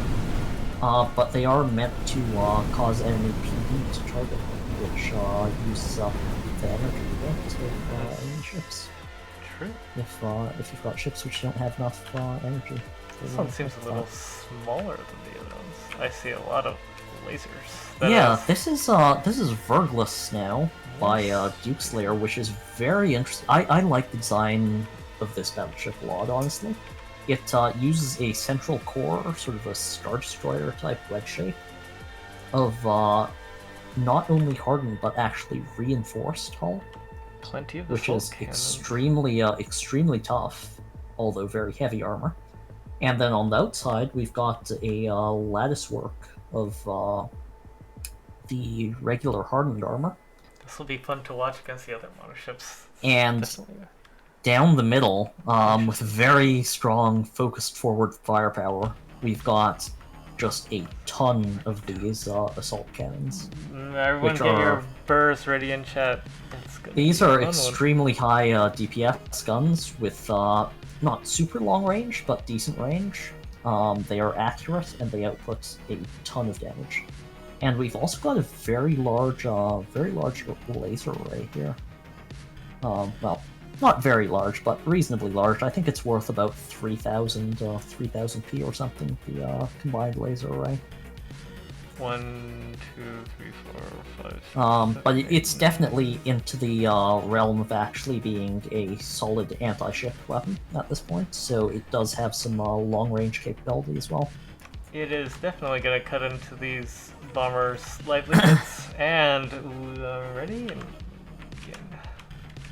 Yeah, very cool battleship It design from is Duke. cutting. However, And we can see the assault cannons just tearing into these bombers. They do take a while to reload in between bursts. They're not constant fire, but while they're not reloading, they output extremely high a lot damage. of heavy flak. There is a fair bit of flak fire. Energy balls are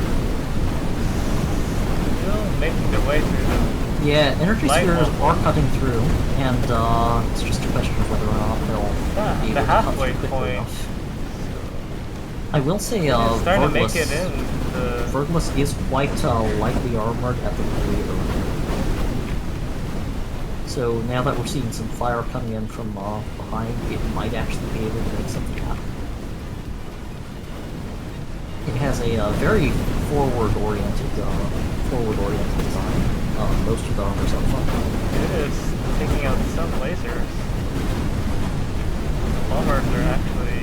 If those generators get if the reactors get popped, that will probably take out the ship. And they are getting dangerously close to the reactor. Oh, there's only 2 bombers left, so there's very likely it's. Although some to of the reduce firepower. some of the actual bombers, like the drones, are beginning to. Yeah, it's rotating pretty fast though, so it's hard to get an angle on the. It is. I did notice in my own testing that Vergless does have weakness to being surrounded, although it's deadly up front.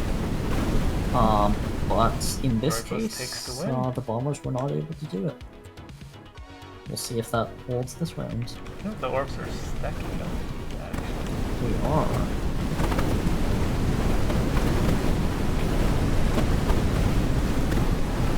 Once again, Vergless just cutting through these bombers with its assault cannons. Definitely cutting through. The peak DPS here with all the assault cannons firing is massive. Wide. There is not a lot that can survive.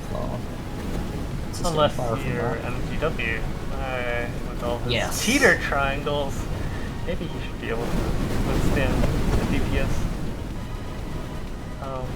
Looks like they haven't breached. They haven't breached the outer layer, so I think Vergless should be taking this one. Yeah, well, then again, there are 2 bombers that are approaching from the rear. We'll see if they can make anything happen. It's a little bit hard to see with the dark armor color.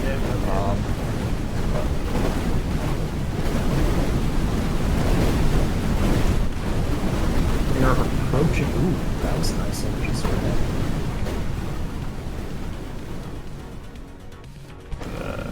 Graveyard I of think the bomber bombers parts. are. The last There's one. only one left.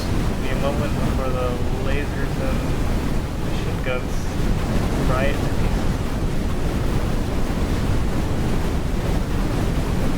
That central core of reinforced armor on the bombers does help significantly against the lasers, and against the assault cannons actually. And but this is still a lot But of yeah, firepower. there's just unfortunately too much firepower here from Vergless for that, even the reinforced core, to survive long.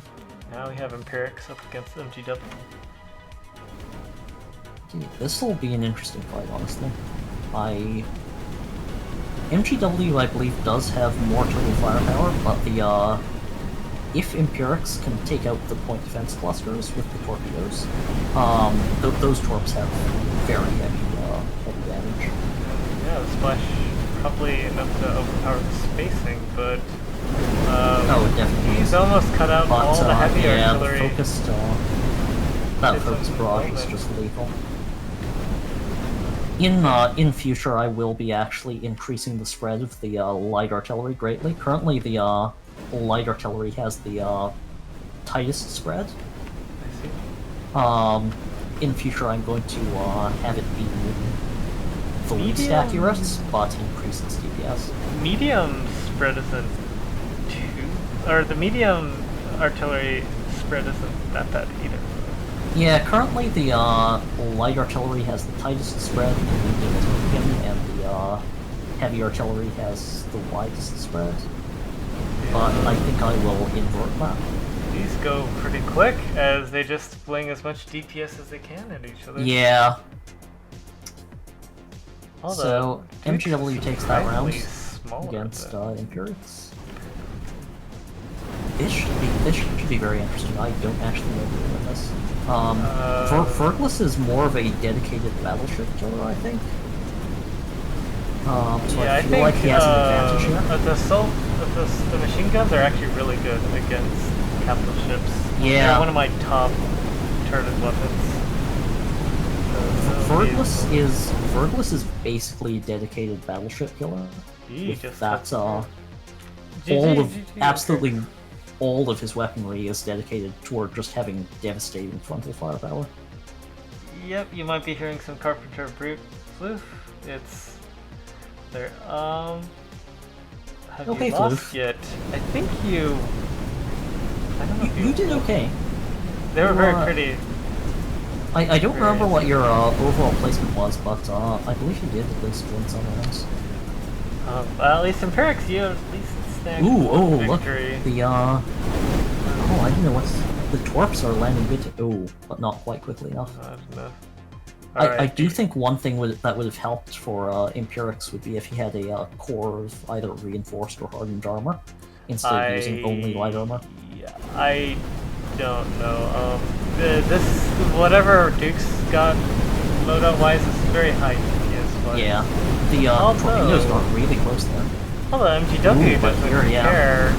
MGW is actually managing to Pouring cut it through out. this. This is partially, I think, due to the triangle armor, which again wasn't supposed to be a thing.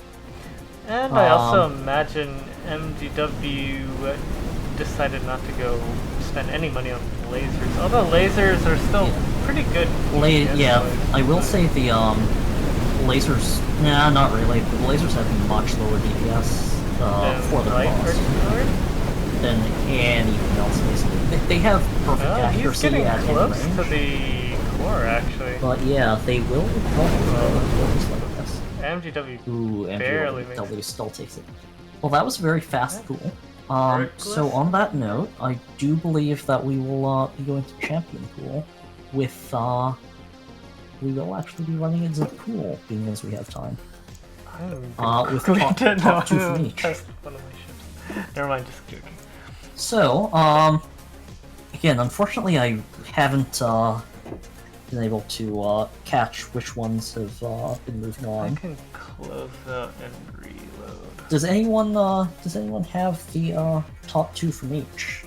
I will go ahead and close out and pull up the log. Okay. I will be taking a momentary break. I'll be back in just a sec.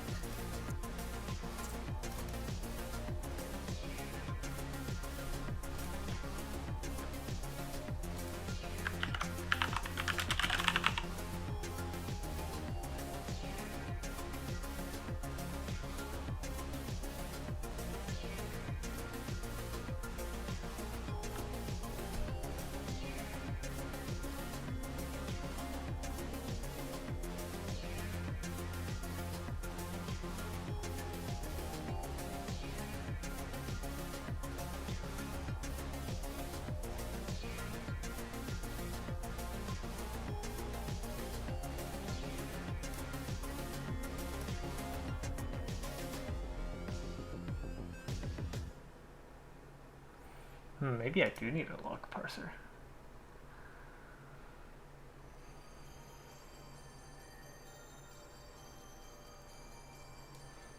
Here's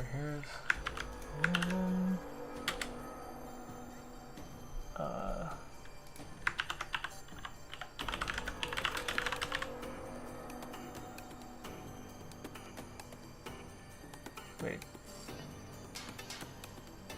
Maybe that's just one of them. Maybe I do need a parser. Mons, do you know where I can quickly grab a parser? Assuming Mons is in here. Let's see. Yeah, he should be in here.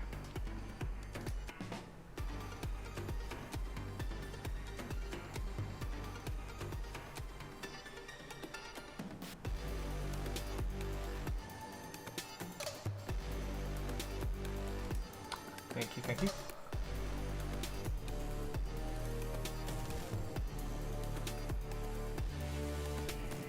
And I am back. Welcome back. I do apologize for the delay, by the way. I forgot about the log parser entirely. That was an oversight on my part.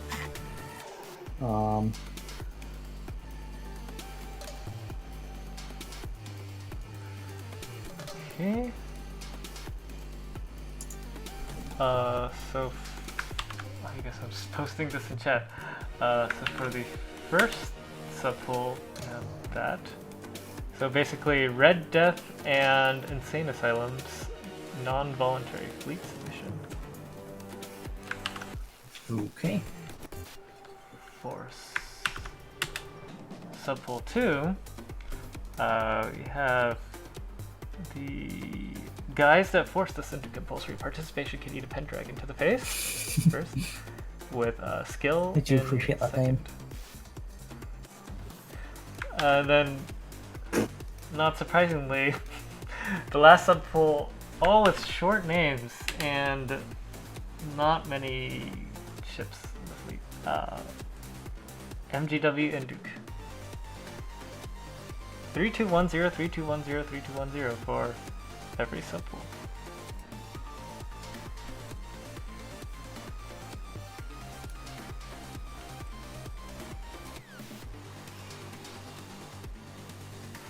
Okay.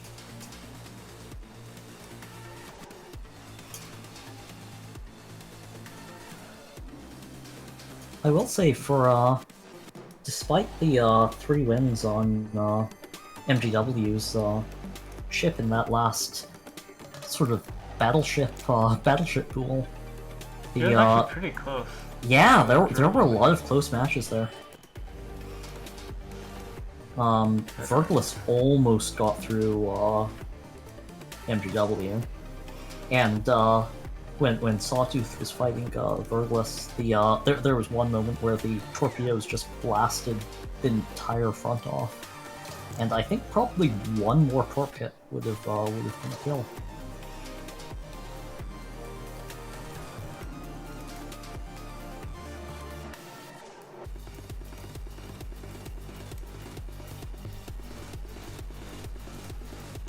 Right. So, do you want to do this in doubles formation? Yeah. Let's do the actually, what time is it? Let me just quickly calculate this for Free for all. Does this work? You know what? It does, but I would not wouldn't recommend doing free for all. Interesting. We can do a quick free for all that then, just for fun, but and then I'm gonna switch out my ships for my real. let me just calculate the to see if we have enough time to do a full pool, or whether we just want a double then. I can do it at double time. On delay, if you want.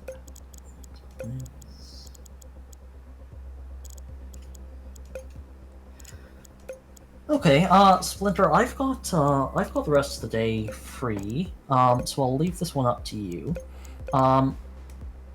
From calculations, it seems like putting doing the last set with two from each pool as a pool will result in about 2 hours.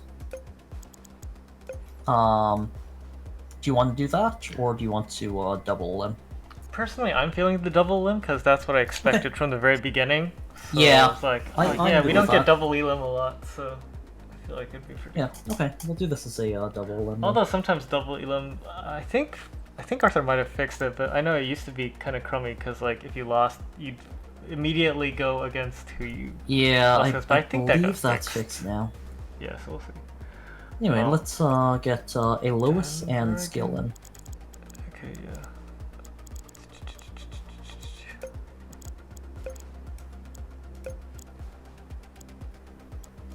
Duke, what's the issue with double limb?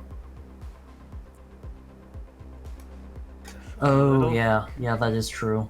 I mean, okay, I have to turn up the radius, but wait, is the radius on? I just want to see. Oh, Yeah, like that. I see. Considering that, actually, if you're alright with it, I would favor pool in that case. Just because it's not double limb with 6 missions, unfortunately, isn't quite fair. We can add some people. I guess that's not fair either. I mean, if we want to vote in, we can vote in to people from the dregs. Let's hear. Who do we have that didn't make it? So let's say Debris didn't make it, Floof didn't make it, Leoff with the mechs didn't make it, Joyfeather did not make it, I did not make it, and Sawtooth did not make it. So we could have chat let in 2 losers. I don't know. I'll let you decide. Actually, yeah. You let me decide, I let you decide.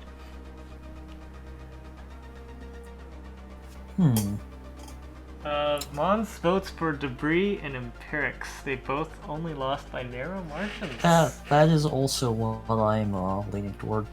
Yeah? Okay. That sounds good. Let's see, would love to see it from MGW. Let's see, getting some opinions here, would love to see Brawler in their fleet matches. Shield ship thing. Shield ship is already in. That one is here. Vote for everyone. Debris says I agree. That would pretty much be... Yeah. Okay, I'll go with Debris and Empirics then. Alright. That seems reasonable. Yeah, I think that's a good... Okay, so...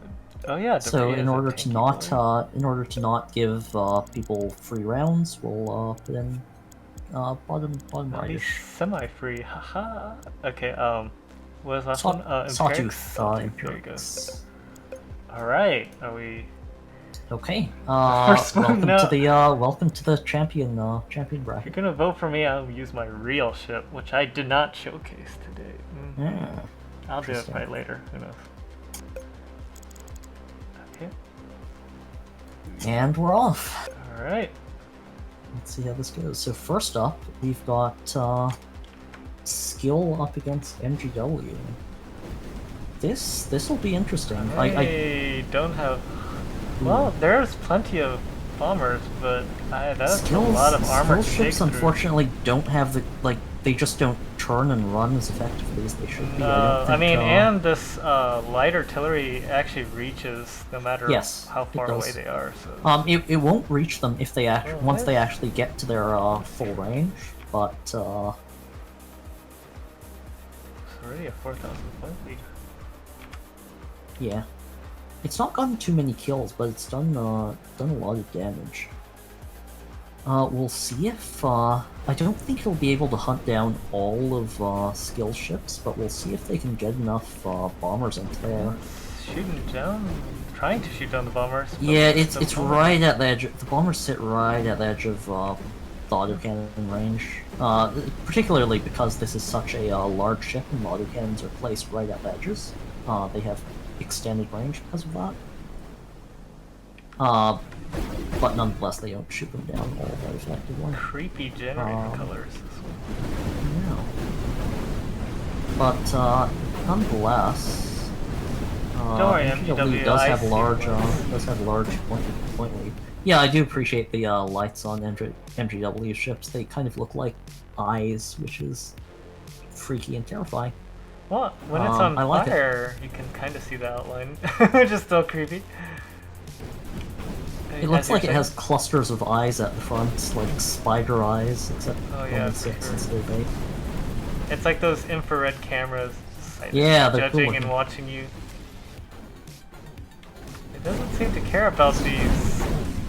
The gunships are starting to cut into it actually, but it does have enough. Ooh, the bombers actually are cutting through the back.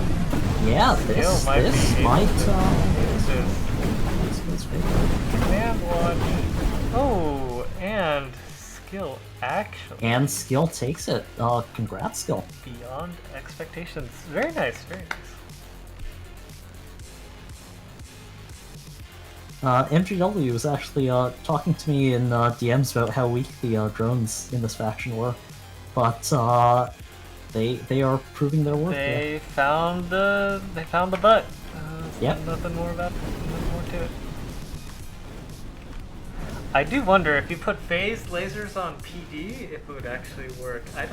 I never tried it myself because it seemed like a pain to work with, but phased array lasers have on PD. I experimented with a lot. They are interesting.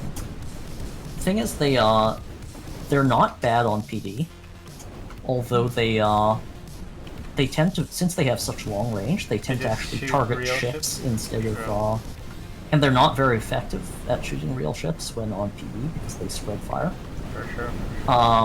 That said, one thing you can do is that you, this is something I was kind of experimenting with and didn't see in this tournament, but maybe in future ones, is putting some phased array laser ships with like 8K rangefinders, which is actually beyond the range of the lasers, but it makes them back off enough that the laser only targeting drones attacking your other ships. All right. Which keeps them from focusing ships instead, which these bombers is somewhat effective. Pretty good at. Yes, MGW. That is the entire point of bombers, is that they outrange PD. That is literally the reason they exist. And yes, interceptors are the countermeasure against those, which only Satan's Island has actually bothered with. Wow, that's insane. MGW has this 8K point lead, but as it happened last time, it might be. Yeah, we'll see. The timer is ticking down, but we'll see if the bombers can cut through in time. The revenge of the bombers. Who would have thought? Using some generators. Probably gonna. Yeah. The bombers seem to have a critical mass. This will probably hurt him a lot, if not outright. It's only 20 seconds left, but he might get killed, and he does. So MGW has been taken out, at least from the initial bracket. Let's see how he does in the losers bracket. Mons arises, making his case. Yes. Against the original rules. Indeed. Will it be worth the litigation? Ooh, look at that flash just MGW covering gets sent to the losers bracket. A very strong losers bracket competitor. Look at that flash just shredding through these distractions. These red shirts are seeing red for sure. Indeed. Yes, they are very red. Probably more red than intended. A lot of red though. Zoom out for a sec. I want to see where all of the bombers and gunships are. The gunships are probably being shot down by flak, but bombers. Oh, they're bombers here. They're roasted alive. Yeah. Oh wait, they actually killed somebody. I think. Flak is actually not that good against gunships because they have a lot of armor, but they have like over 2,000 HP. Well, I mean, armor or not, with the sheer amount of flak that Mons is carrying, he can actually take them out. But yeah, you can see their silhouettes being lit up by the flag. Bombers, on the other hand, are pretty fine against flak. Like they just stand off out of range for the most part. Mons is down to half power of 6,000. Yeah, Mons is certainly cleaning up, but at the same time doesn't have a defense against these bombers. The flak can kill some of them, but it's not very efficient against them. Only brawls?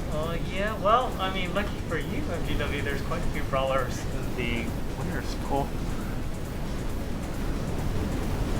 There are indeed. Battleships, by the way, are deliberately meant to be, like, very strong in this faction. But there was no compulsory rule to go battleships, so you might have to deal with a bunch of kiters and drones. As in reality, it would seem that the main competition for battleships here so far has been the carriers. And then Mons is on his last legs. Black desperately tries to ward off a couple ships. And it looks like, did it kill a rangefinder? It's running. No, it rangefinder's still here. took out the frontal rangefinder. But yeah, it's trying to run, but at this point it's not even engaging actual ships, it's just being run down by bombers and gunships. It can at least lose in timeout instead of via death, so that's a plus. But yeah, Alois takes round 1 with his carrier fleet. This, by the way, is what I was saying earlier about, but I think many of these fleets would have benefited with the inclusion of some interceptors. I think Insane Asylum made a very good decision to include some of those. Nope, I refuse to believe that interceptors is a good decision. Replace it with some disruptor beam technology, and you will roast anything alive, if you can reach it. Although I guess carriers will stay out of range. Yeah, carriers... If your carriers are in range of disruptors, something's gone terribly wrong, actually, I think it could be doable, because carriers only stay unharmed until all its smaller ships have gone down, and with disruptors you can cut down these red shirts. Potentially, although I will say against distractors that are smaller but in greater numbers, disruptors aren't as good, because they are spinal mounted. Yes, but I think for this faction, it's kind of hard to have like really nimble little distractors. Yeah, and MGW, yes, interceptors are definitely the thing to be using against bombers. Autocannon spam works well against gunships, works well against locusts, even interceptors themselves it works well against, but bombers just totally outrange autocannons. I don't think they're particularly effective. Yeah, sort of.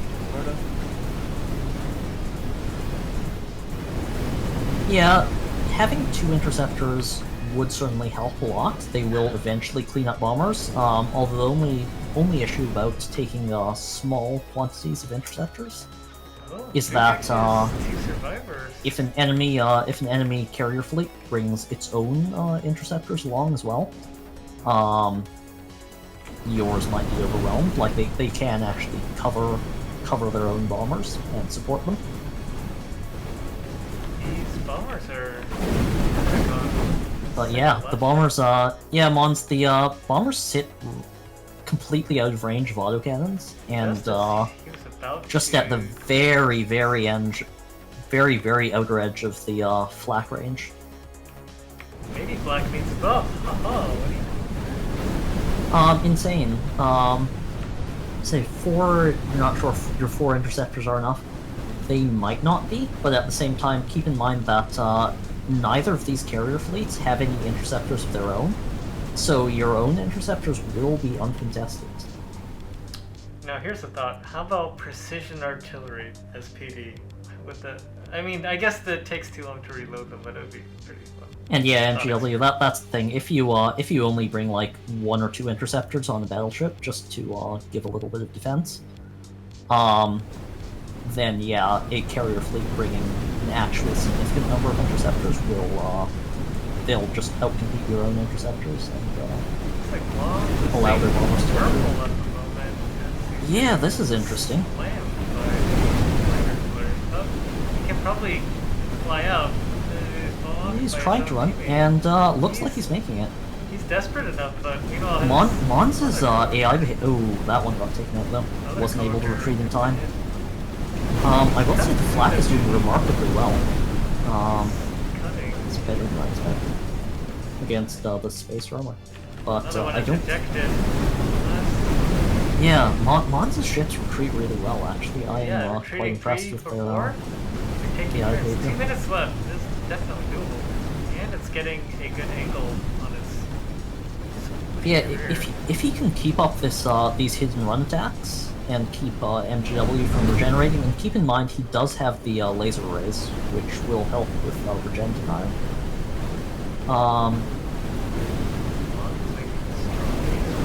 As he just Yeah, unfortunately not. Well, yeah, I don't think he's going to be taking this round, but perhaps in round 2. oh wait. This is... No, he's got a second one somewhere. Yeah, Is it I don't this think guy? he'll be able to make up the points difference, unfortunately.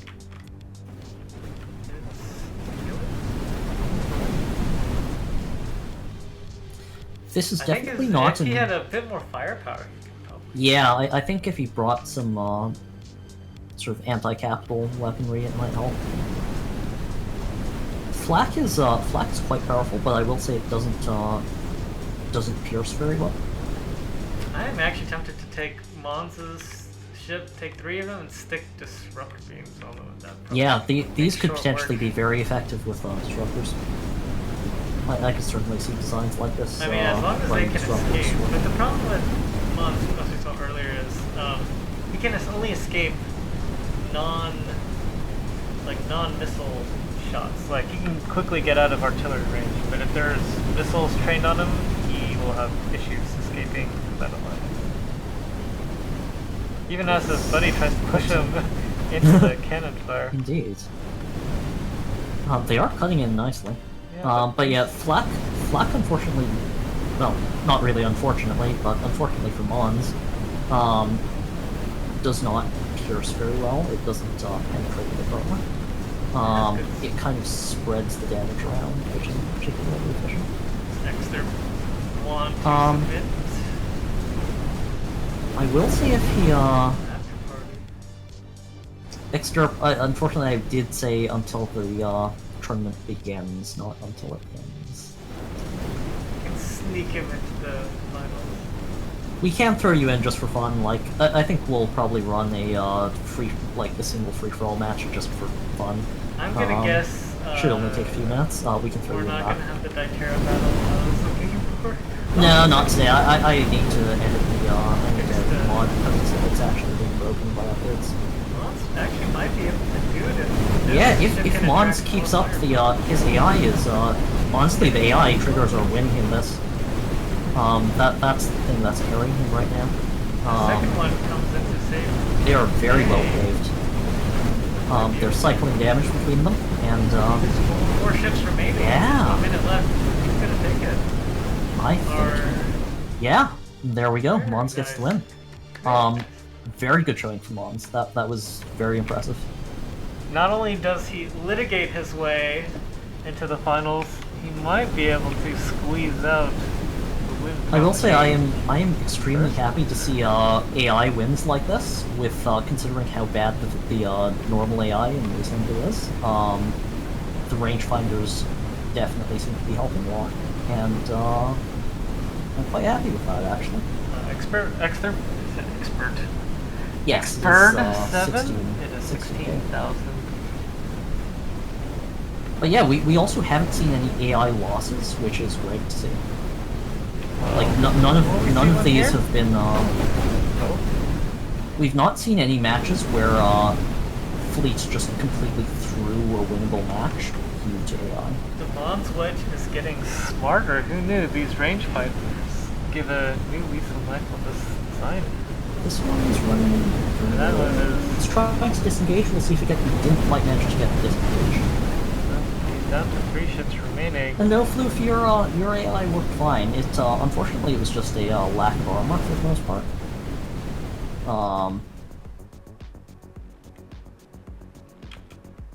Your ships were unfortunately a little bit on the fragile side and tended to get overwhelmed. But I think there was one time when your capital, the Titania, kind of rammed when it shouldn't have. but I don't think they threw any entire matches because of it. This round's probably looking a lot more difficult for Mons. It seems to Yeah, be spinning just when it needs to. And this is winnable for Mons, I think, but he is definitely having a tougher This guy's time. in trouble, and Mons can't get all his wolves to attack at the same time. Yeah, it's... Oh, I think it's changed target, though. Yeah, Okay, Mons' ship regenerated and closed in. That is a long way to go for 50 seconds. We'll see. It's Yeah, working. this is coming down to the time limit. Gosh, Mons, maybe you should have brought Honestly, the I atomic might cannon. I might look into 23,000. it's possible I may look into for the next one increasing the time limit. We've seen a lot of matches where it would have ended by kills if we had a longer time limit, where it's not just like infinite I'm okay kiter with standoffs. shorter time limits. It's probably just I might look to going up to 4. I mean, you could put a radius limit, and that might make things. Yeah, radius more limits are going to be tightened up in the next. I certainly wouldn't. If I do increase the time limit, it would only be to 4 minutes, just to give a little bit more time to kill heavier ships. Congratulations, MGW. But I will make it through. Although I'm sure Mons made you sweat a little bit. Yeah, that was a good fight all around. Good showing from both sides. I believe we've seen this one before. We've seen this before, but it was very close, so we'll see if it turns out the same. Doesn't seem to be shooting. Is there some debris blocking the way? Yeah, it probably was. Cutting through half the heavy turrets. Looks like they're not great armor pieces. Now, I might increase that a little. Warps are actually clearing out a lot of...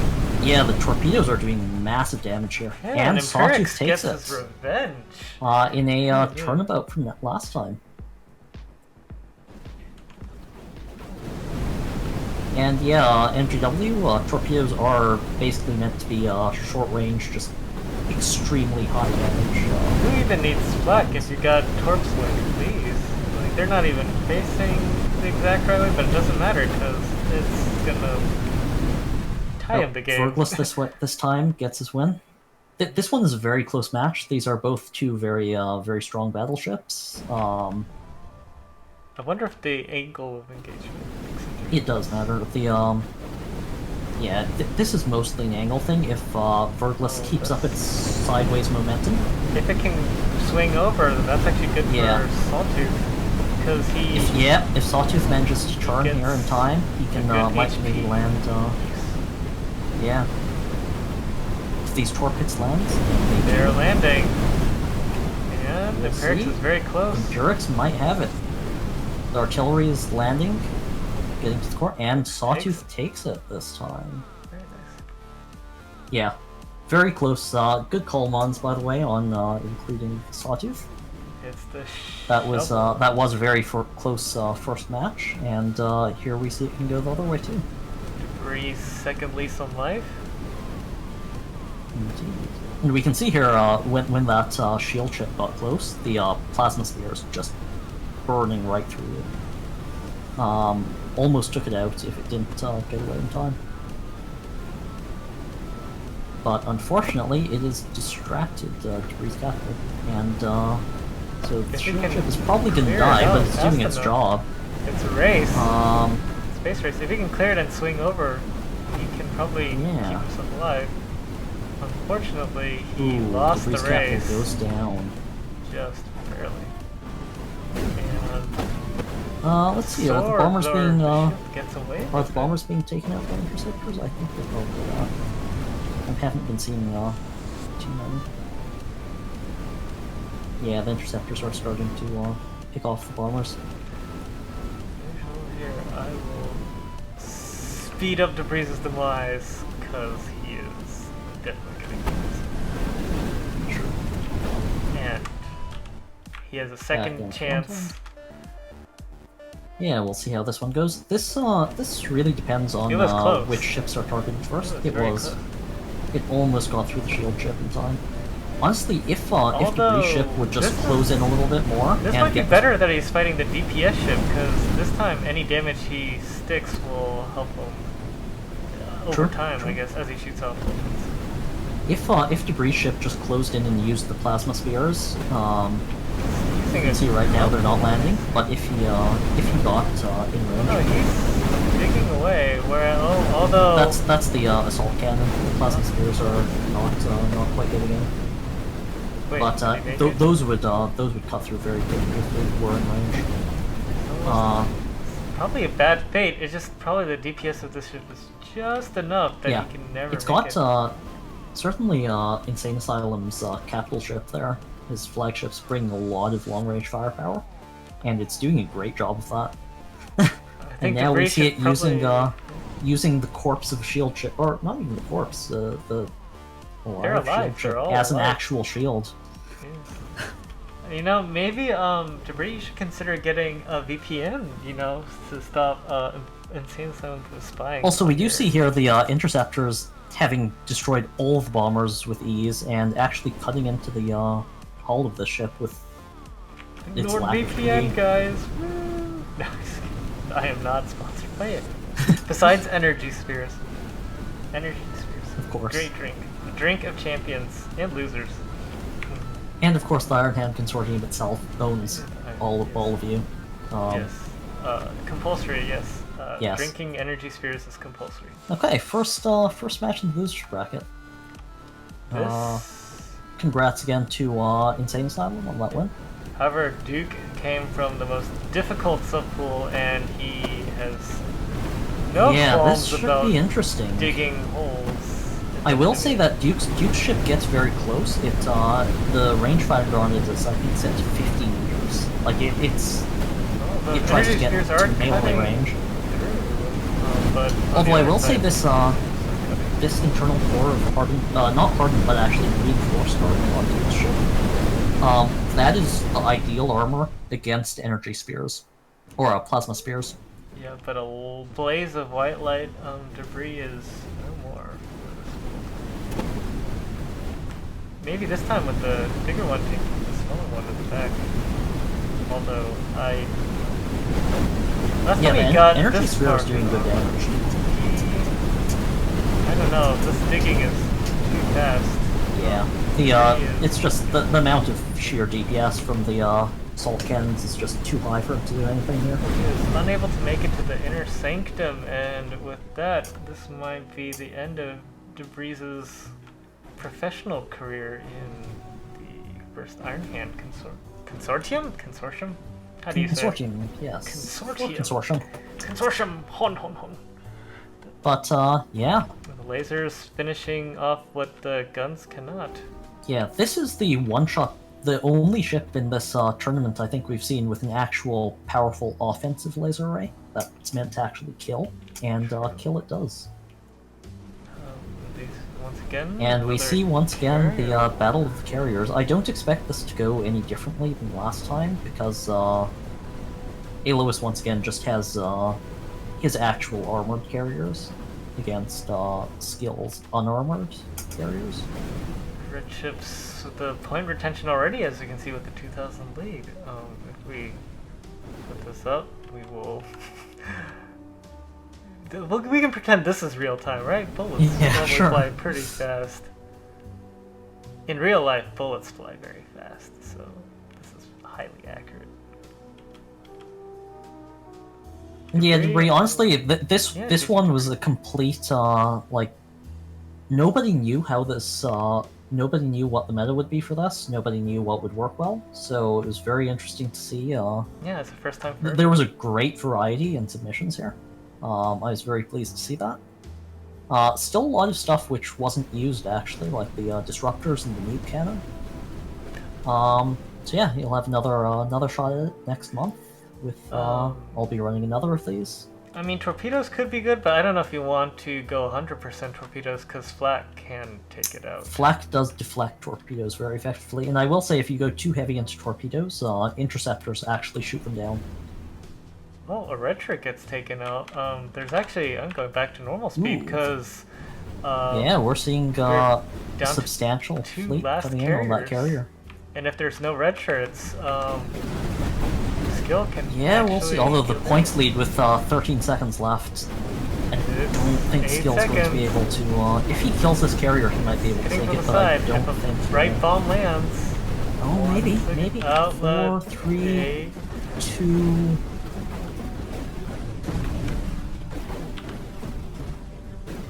Actually, I don't think it's gonna make it. No, the angle's not quite right. It's rotating. That's unfortunate for Skill. Very close. Close match, though, for sure, yeah. And we go back to real-time speed, brought to you by energy balls. The balls that give you energy.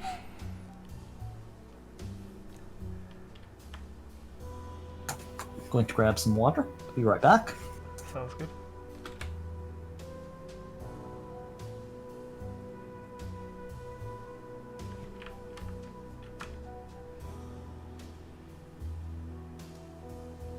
While Owl is not paying attention, I will switch to ocean mode.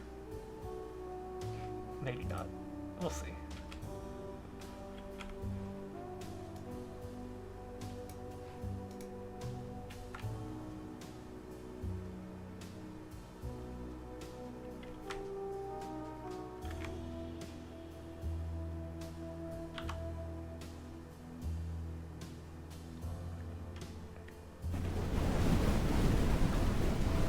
Okay, someone said ocean. Cool. I can do ocean.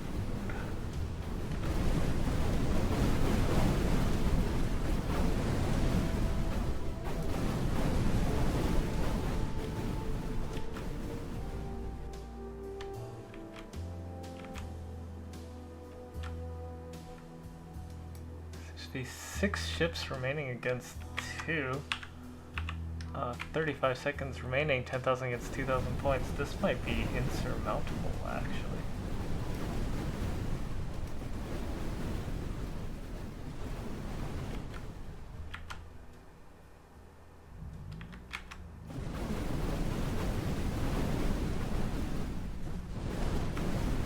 Also, I think my ocean mode might be kind of busted at the moment, actually, because I think it was made to work with the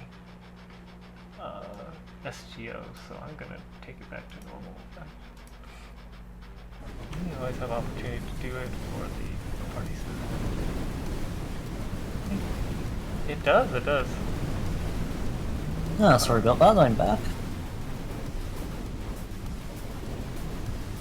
Also, I highly doubt ocean mode is gonna work because it's too dark. See, it clips into the water, so not doing that. Personally, I like the dark background with no halos and stuff, just because I don't know, I like my space, the void space, to be dark and empty. Yeah, is this a rematch? This is, yes. Yeah, Skill was the one who previously took out NGW. Yeah, and but threw him into the losers bracket. Yeah, because of his weak buttocks, but this time around, there's no collection of bombers behind. No, but on the other hand, very few of Skill ships have gone down so far. Only 3. NGW has had enough of no brawl. Well, too bad. He came to the wrong bracket. But yeah, let's see, we're not having as big a build-up of bombers. His butt is pristine this time. I do think Skill might have trouble getting through that armor in time. Apparently, it's observed. The angle. They just all happen to be at the front. There are some movement, collecting at the back, starting to collect. Don't run it quite that fast. No, I misclicked. Oh, I see. Okay. Yeah. It's no longer pristine, but it's still healthy. Yeah, there hasn't been quite as good a cohesion between the bomber formations this time. Although this is like a developing. It is. With 30 seconds left, though, we'll see if Skill's drones can cut through. I'm thinking probably not. The bomb area is probably on this corner, which is pretty thick. So, but if it's chasing these two, and these guys are starting to build up. Ooh, maybe it's Well, about 5 7, seconds 6. is not enough. MGW claims first team. MGW does take the first round. We'll see if that holds again. Watch from Zoom Away Vision. I will say this is somewhat of a heavier ship than bombers are normally meant to fight. For sure, for sure. So, even though you would expect a pure bomber fleet to beat battleships like this, like single ship submissions, with a lack of point defense, it just has enough armor at this point that it can tank their fire for a while. This is actually looking pretty trouble. But this is looking better for skill. Yeah, I think this is looking pretty good for skill.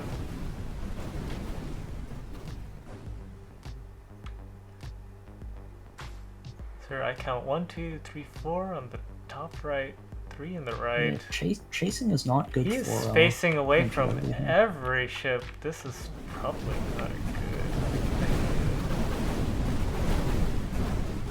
Is MGW Cluster of does bomber. not seem to 1, 2, want 3, to 4, try. 5, 6, 7, 8, 9, 10, 11. And he turns. And It does turn, but we'll see this is where the big he brain turns strat. to. There is nothing here to threaten him from behind. We'll see if he chases though, because if he chases, the bombers will end up behind him. It's true. There is 60 seconds. I don't And there is a lot of see armor large damage back there.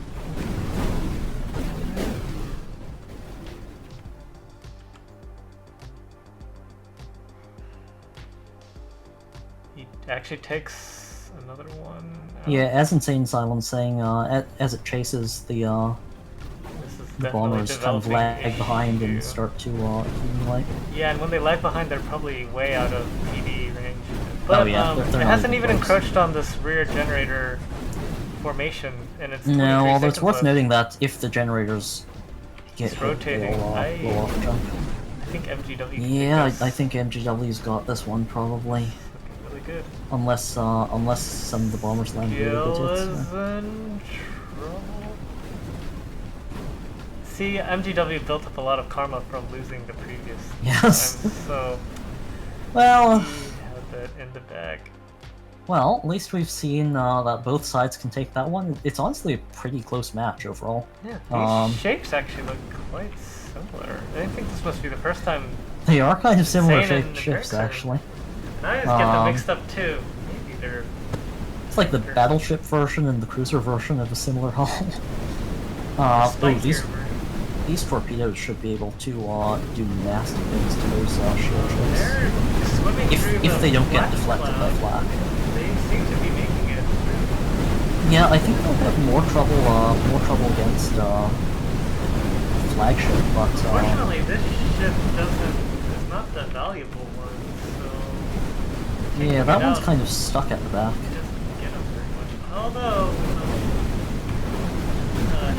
One of the shield artillery hasn't ships. gotten hit yet, so Did go maybe down. it's okay though. This corpse seems to be causing all kinds of Yeah. craziness on these torp AIs. But Yeah. they're still finding ways to get close.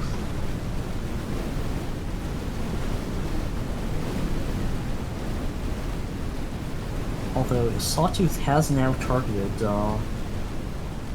Insane Asylum's main Duke's cruiser here. Sawtooth. Ooh, but the second shield ship is coming in. Might be able to distract its attention. The main DPS ship is taking some heavy torpedoes. Although, once it hits these heavy artilleries, it's not really good armor, so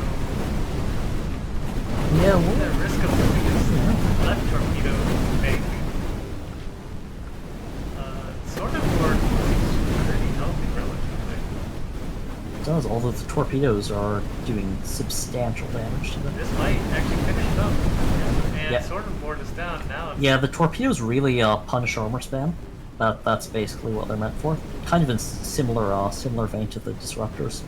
Now Insane Asylum is asking for a real fight, 1v1. But with flank of yeah, the with brand. half of Sawtooth's guns down, I think Insane Asylum's cruiser might actually be able to.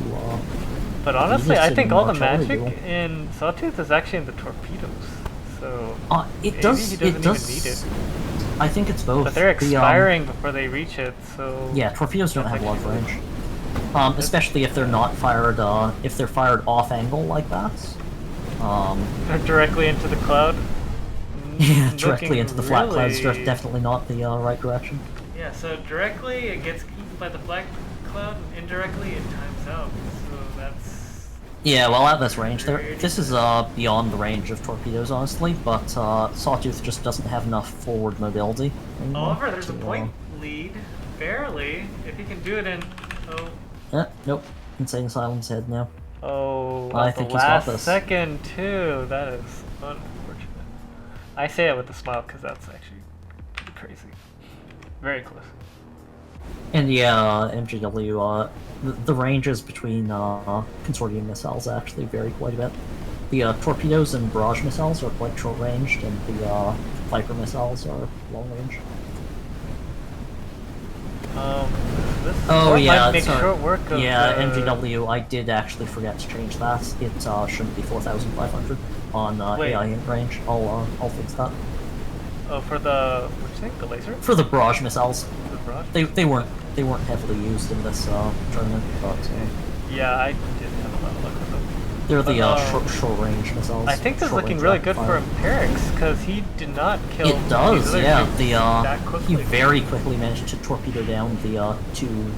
Yeah, last two time when they did frontliners. 1v1, he had already lost like 6 of his That heavy said- artilleries.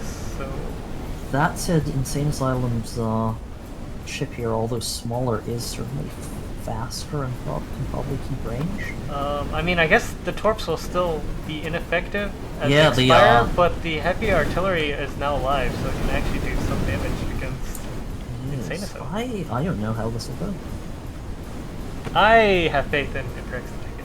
I think Empirix certainly as long does as have his more torpedoes artillery stop fire. having trouble. Although he's already lost, starting to lose his. I will heavy say though, artillery. the one thing to consider though is that the Empirix's ship is made out of light armor, Light hull? whereas Insane Asylum's uses the hardened. Yeah, he's down to 4 heavy artillery. This is. And also the even though the Oh, but Empirix has more artillery, he's getting. Insane Asylum does have an energy sphere, which does Yeah, the huge energy damage. spheres are slowly. He's on his. If they can get one more volley off before they Yeah, die. unfortunately for Insane Asylum, I think he's This is running his out last of, volley, and it- down go his weapons. it's net. He's going to execute, looks like, but I don't know if he can survive it. Yeah, executing is honestly probably the best choice at this point. Yeah, with since nothing else since you can lands. get into torpedo range and maybe hope for the best. But no, Yep. Insane Asylum Now takes he it has been sent back to Duke Hell.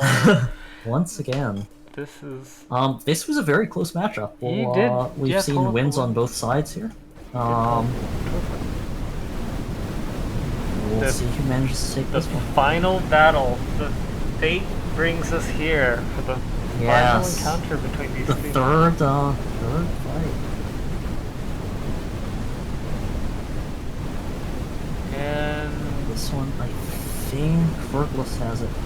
Duke says no to dying to. Oh, wait, me? does he say yes to dying today? He says no Okay, to dying today. Vergless just barely takes it. Yeah, Mons, it does look like the double MC is busted.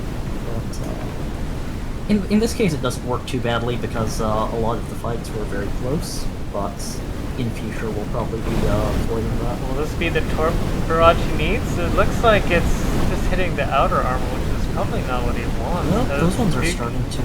digs. This looks really bad for Eric's. I'll get it in slow-mo. This is Ooh, his yeah, hit the core's being hit. last Darn. blink. Yeah. And... Do you go. think Vergless is going to He take did. this one? Duke And he does. settles the score. We've seen this one before, and it was... I think this is MGW's favor. I think Duke gets close, MGW won this the first time, but it was not an easy one. This but I have was a feeling like they're close very... one. this engagement's pretty stable. Like, I don't think it's going to be very coin flippy in either direction, so I think even though No, it's that is close... true. Oh, wait, this is actually close. No, that's actually really close. That is very close indeed. Alright, let's slow it down so we can enjoy, relish. Oh, you know what happens here? The reactors forward of Duke's core get hit, and they chain react and blow up the entire center of the ship. Yeah, they have all the generation. Yeah, and just unfortunately, see, yeah. even though it's close, I think MGW just engineered this thing just. Yeah, enough this was just barely a beat Duke. just a reactor configuration thing. If Duke's reactors had been at the back, he would have won that, I think. I don't know. And also the fact that I mean, I think the phase lasers are way weaker than flat out. They are cheater much triangles, right? So it's still really well done. I mean, even For Duke aside to get from this the, close. even aside from the difference in armor, the phased array lasers deliberately have really low DPS for So like phase array armor isn't exactly the best armor out there. So yeah, they have the advantage over other weapons of just being way more he's actually reliable closer at this long time, range. I think. But he's about one cheater triangle away. yeah, but look, where's look the how close it generator? is to Yeah, the this is reactor. a generator though. B. Yeah, Right? the reactor's going to Once be. that goes up, the whole thing goes. It's going to be close, but I think MGW has still got it because of that generator placement. Wait, his guns? No, he does have a little bit of armor still left. It's beyond the splash range of the beyond the splash range. You know, generator does have some significant HP on it, though. It does. It's one more. I'm I surprised. do believe MGW does have a little bit of reinforced armor. It's actually getting really close. Yeah, and it the is generator very hasn't close. blown up. Okay, now it's blown up. Wait, the V is It still didn't alive. detonate others though. I think Duke can do it. I think you can do it. Alright, I'm gonna take it up to the It's quarter. the last bit of armor. It's at once. I'm like having my eyes darting back so and close. forth. Just, yeah, me too. I think he's got lasers do a lot of damage at that situation. Yeah. Yeah, well, when And they're Duke hitting correctly. actually- Oh, and the cannons are working as well. Yeah, Duke takes a round. Very nice, Duke. Triangles not needed. Actually, yeah. Yeah, he used, I mean, a rectangle is actually two triangles, so maybe Duke is actually maybe Duke is it's actually very correct. Yeah, Duke's using hardened lattice, which is intended to be possible. Unlike the scale 4 triangles. This time it looks. I think this looks worse. This looks worse for MGW Duke. is already at the doorstep, and Yeah. still has this much to go. Duke unfortunately did not engage directly. He was at a bit of an angle here. The final did not work out for him. Alright, so main generator is still alive. We're down to the last triangle. Looks like generator's been taken out. It's only a matter of time. I will say the placement of Duke's laser array does mean that as he takes damage, he reduces laser firepower. Yeah. Well, he sells 4 generators left. At least you can see the generators pretty easily. And MGW takes it. Right? We're nearing the last. This will be interesting to see now. Unfortunately, we didn't see Duke beat the crap out of some other competitors. So we'll see whether or not you can see already. Insane Asylum's interceptors doing good work here, picking off bombers. That the flak most of actually that first eats up some of the red shirt. Yeah. You can see over on the right side, we've got a bit of dogfighting going on here with the interceptors cleaning up Aloys's bombers fighting. They finished killing them, but you can see the bombers are being picked on by interceptors. Aloys doesn't have any interceptors of his own, so even though Insane Asylum only has 4 of them, 4 launchers at least, they are uncontested here. But still keep in mind, these red shirts might be dying, but they're super cheap. Now he's at 500 ahead, but they used to be similar point levels. He's running out of red shirts. I think this might be the last one. And then I think he's only got one red shirt left. And we can this- see the interceptor numbers are growing as well. And Like this that bad is a boy, sizable. he is good at hunting down singular targets. He is. So, well, there goes one. Yeah, these distractor. distractor drones aren't going to last long at all. I did really want to make distractors weak in this, like minimal distractors weak with this faction, and that seems to be working. It's pie time 314. This is the last distractor before. No, although he's not really distracting because even if the missiles flak is miss him, covering it a goes bit, right but, into the carrier yeah. behind him. And it goes down. The interceptor numbers are really building up here, and although they're not able to stop everything, they like there is no accumulation of bombers here. This fighter is They're being shot down basically as quickly as they can spawn. with 56 seconds and a well, the points are actually back in Pendragon's favor for a very short while as he starts dropping a lot of points. as his Yeah, I carriers don't get think hit. this is going to remain in. Yeah, that in runway's on favor fire. Now that the yeah, Yeah, that's. now that it's in artillery range, carriers are strong from a distance, but once They've you get been up close, living in luxury for it's- too long. Today, the proletariat rises up. Yeah. One Iron Hand rises up and crushes the other. Looks like the other carrier still got a cushy life. No one seems to be for the moment. dealing with it. With 15 seconds left, maybe that carrier's gonna make it. Nah, out the unscathed. interceptors are covering the back.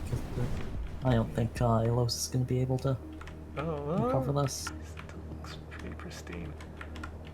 Yep, and that's a timeout. And he goes down.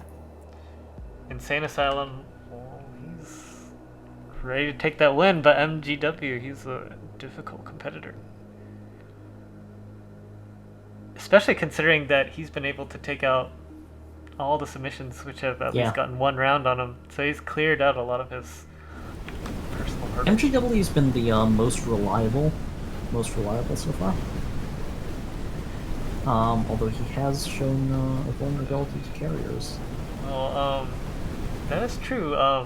If this carrier fleet makes it out, it might be able to give MGW a run for his money, but Insane Asylum is... There is a bit of bomber accumulation here because they've kind of been sheltering behind the red shirts. True. These red shirts are really good at clustering. Although that said, now that the red shirts are mostly destroyed, Dead the red interceptors have a clear Wait, they line can on fly over the wreckage of the... this is again the reassembly bug with no allied projectiles being able to play through. That's actually cool. You could probably have like a little bomber bunker. Yeah, you can to some extent. Although now that the red shirts are down, once again we see the interceptors taking out all of the remaining bombers very quickly. Again, just because Alos didn't have any interceptors of his own, Insanes have just been allowed to accumulate pretty much endlessly. He's got a sizable interceptor wing now. Yep, 4,000 point lead, final two carriers, 1 minute remaining. This looks quite I dire don't see for Alos the guys taking that this. forced us into compulsory participation in King of Pendragon days. Well, as you said, the runway is a major structural component of all that. It is quite tough. And yeah, definitely insane. That it was not a cheap investment, but it paid off. It is. It might be the first time a carrier's gone down. Probably, yeah. I don't think we've seen one die before. Yeah, like maybe losing a timeout, but an actual death. Yeah, those are okay. So that's where the rear thrusters kick in. Yeah. It's hauling. They have decent rearward thrust. That's actually how they But he's meet the getting blocked by acceleration his requirements. It's buddy. backwards. Maybe he might actually get. And it finally And dies. it goes down. His coworker was blocking his. That is karma right there. And this will be the last. This one we will survive see. for the moment, but not going to take it on points. Well, he comes back. And MG congrats to Insane Asylum. You've made it to the finals. He's made it. And MGW's last This'll fight be against interesting. carriers. Because it is another carrier match against. I don't know why one of Alois's carriers isn't actually backing off. That's strange. Probably like so where it is. Yeah, Maybe it's just already far enough away. The red shirt numbers are dwindling. Yeah, he does have some nice accumulation of bombers. Although they are in autogun range. Yeah, they seem to go forward and then commit suicide. Yeah, well they swing in and then pull back. But red shirts are pretty hardy considering. they are. How In this case, I don't honestly. I don't. We'll see if MGW turns or not. Too bad these bombs are not. I was gonna say it's not quite as easy for the bombers to accumulate behind MGW. Although Since, he can work with this for 1.5 minutes. This is but yeah, if but his red if shirts Alois's distractors don't go down in time, these bombers will accumulate. No, these red shirts are. Well, actually, no. He's trying to hit this guy. Actually, the red shirts are down. Yeah. But this distractor is actually the one who's keeping MGW tied up, and the bombers have made significantly more progress. They have. That is a lot of bombs coming in. Finally kill it. Oh, that is unfortunate. It is turning. Noble sacrifice was not enough. There's still there are still three distractors left though. Yeah.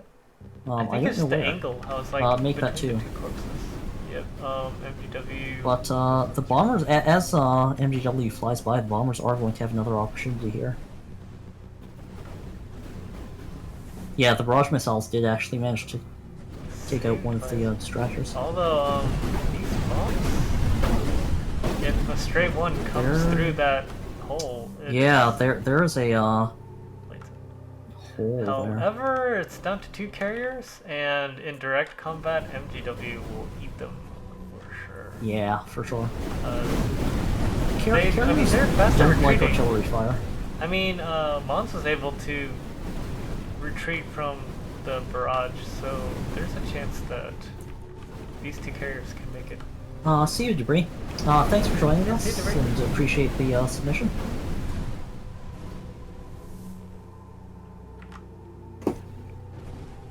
And MGW takes the first.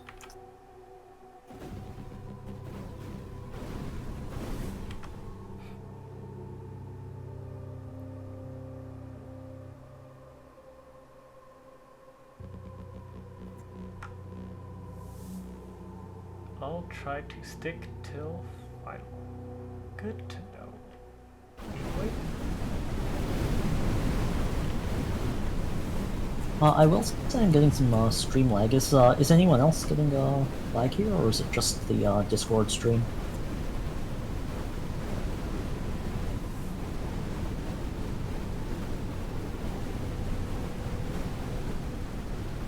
Okay, fine good to know. So maybe it's a Discord thing? I know Discord. Yeah, it's probably just Discord. That's good. I was worried it might be affecting the Twitch stream as well. But if it's only on my end, then that's fine.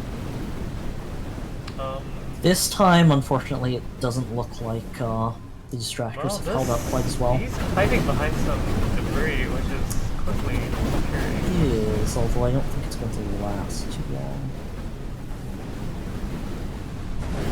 Black is bomber count. I don't see any large clusters. There are some, but I think they're getting just confused by the debris a bit. I think he lost his red shirts. Yeah, the red shirts are all down. Yeah, this isn't looking... Well, actually, no, he has 2 tiny distractors on the other end of the red shirts, so... yeah, although light artillery spam is pretty good against these. This one has got a nice position hold up, It does, it's...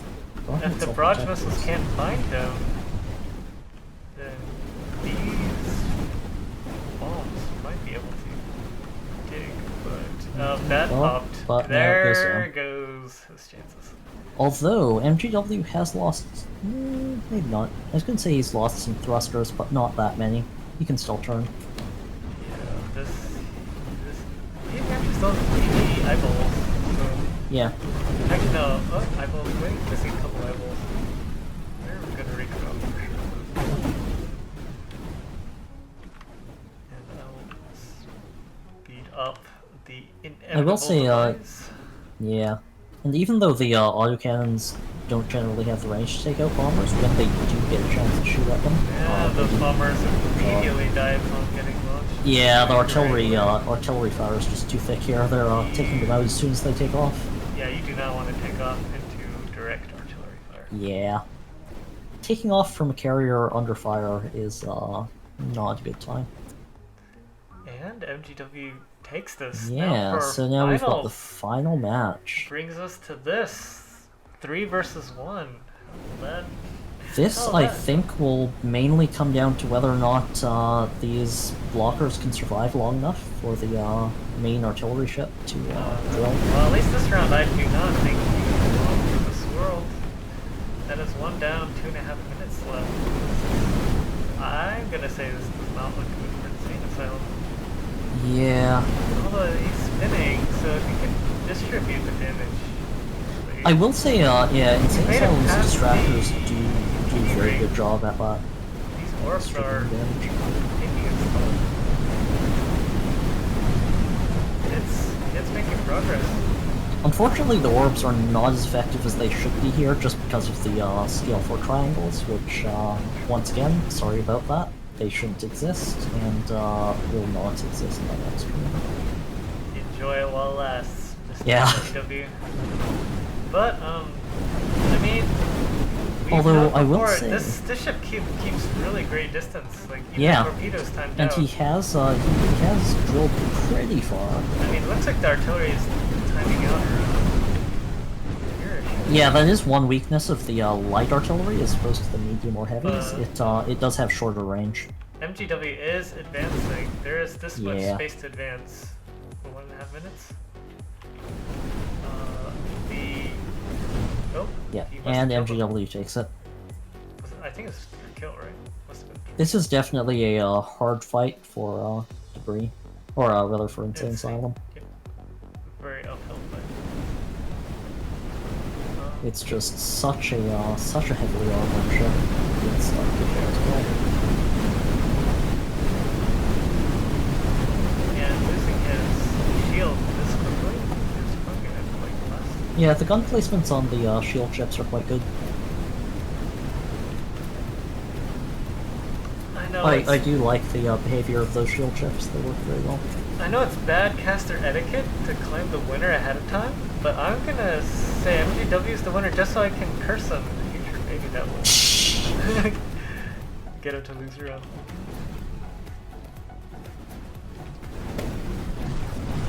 I think also these energy balls have to land perfect if you want to get a win. I If will it say lands the even offset for a little bit, then it is wasted time. the energy spheres, I believe, also do not have perfect accuracy. They do have a little bit of spread. Yeah, see that this spread is not going to cut it. He has to land right here. The precision artillery is doing a nice job drilling, actually, but it doesn't have the highest I don't DPS. think he has enough. Although it is actually untouched because of these corpses right here. This might actually be. If he does enough exactly damage, what he it's needs. possible to win on points. He's got 1.5 minutes left, and precision artillery is actually really good. Yeah, it is. I think he can actually take this. As long as these Precision corpses- artillery, the DPS per beat of precision artillery is quite low. It's similar to the lasers. But it's good at digging. But, That's all yeah, he needs. He just needs It to has dig. accuracy on the sides. Although MGW has finally cleared a path, dig is up, and the timer has begun. It has bought some time for Insane Asylum. We'll see if it's The precision blades almost made it to the end. I'm gonna slow this down as I might be able to take this. One more triangle. Well, on this side, still not reached the energy sphere, so. Yeah. Reassembly corpse bug versus unintended armor blocks. Yeah. Although the angle is kind of deviating, he might not be able to dig. Oh wait, now there's 2 shots. They are hitting. Those are directly landing now. They are. Oh.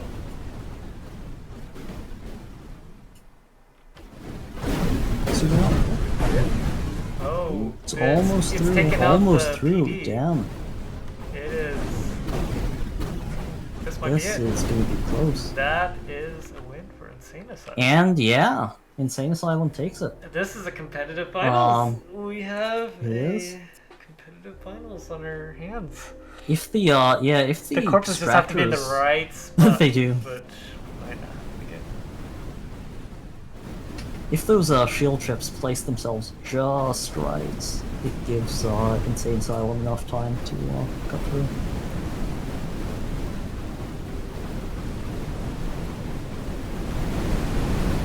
It seems like he always wants to expose his side directly to the enemy. Yeah, that's not a 40-ish, 230, late 230s. Seems to oof. every round. Yeah, that's not a Yeah, exactly. I just have to assume the wrong winner, and then cast a curse will immediately activate. Yes. It's all part of the plan. I mean, I guess I can also go into console and delete it directly, but that would be way beyond etiquette. Position here. These corpses don't seem to be in the right spot. But... Yeah, their position relative to the flagship probably isn't ideal. But he's still spinning, so he might spin down here, and that is a possibility. And yeah, I did notice against stuff with a little bit lower DPS, Insane's shield chips do work very well. They spin around and spread damage. But this is unfortunately just a little bit too much DPS. Yeah, the shields are down, and now MGW challenges Insane Asylum to fight like a man instead of hiding behind 2 corpses, and we'll see if Insane has what it takes. Yeah, I think MGW just has too much armor here, probably. 2 minutes, the 2-minute countdown has I will begun. say, in future, I think what I will be doing is reversing the accuracy of the accuracy distribution between the artillery guns. So in future, the heavy artillery will be the most accurate instead of the least accurate. Kind of. Well, they were expiring, and then now that MGW has hustled. Yeah, so the spread on these light artillery guns in future is going to be quite a bit wider. It's not going to drill as well. And Insane Asylum reaching last. Yeah, last inch. Unfortunately, he has not been able to get very far into the side. Easy as Insane Asylum disappears under a cloud of purple rain. Energy Spheres, brought to you by Energy Spheres. And I think there's... how much progress did he do? Yeah, that's not enough. Did some, but not enough, unfortunately. But he managed to get a round up, and MCW takes it. Did manage to get around, which is honestly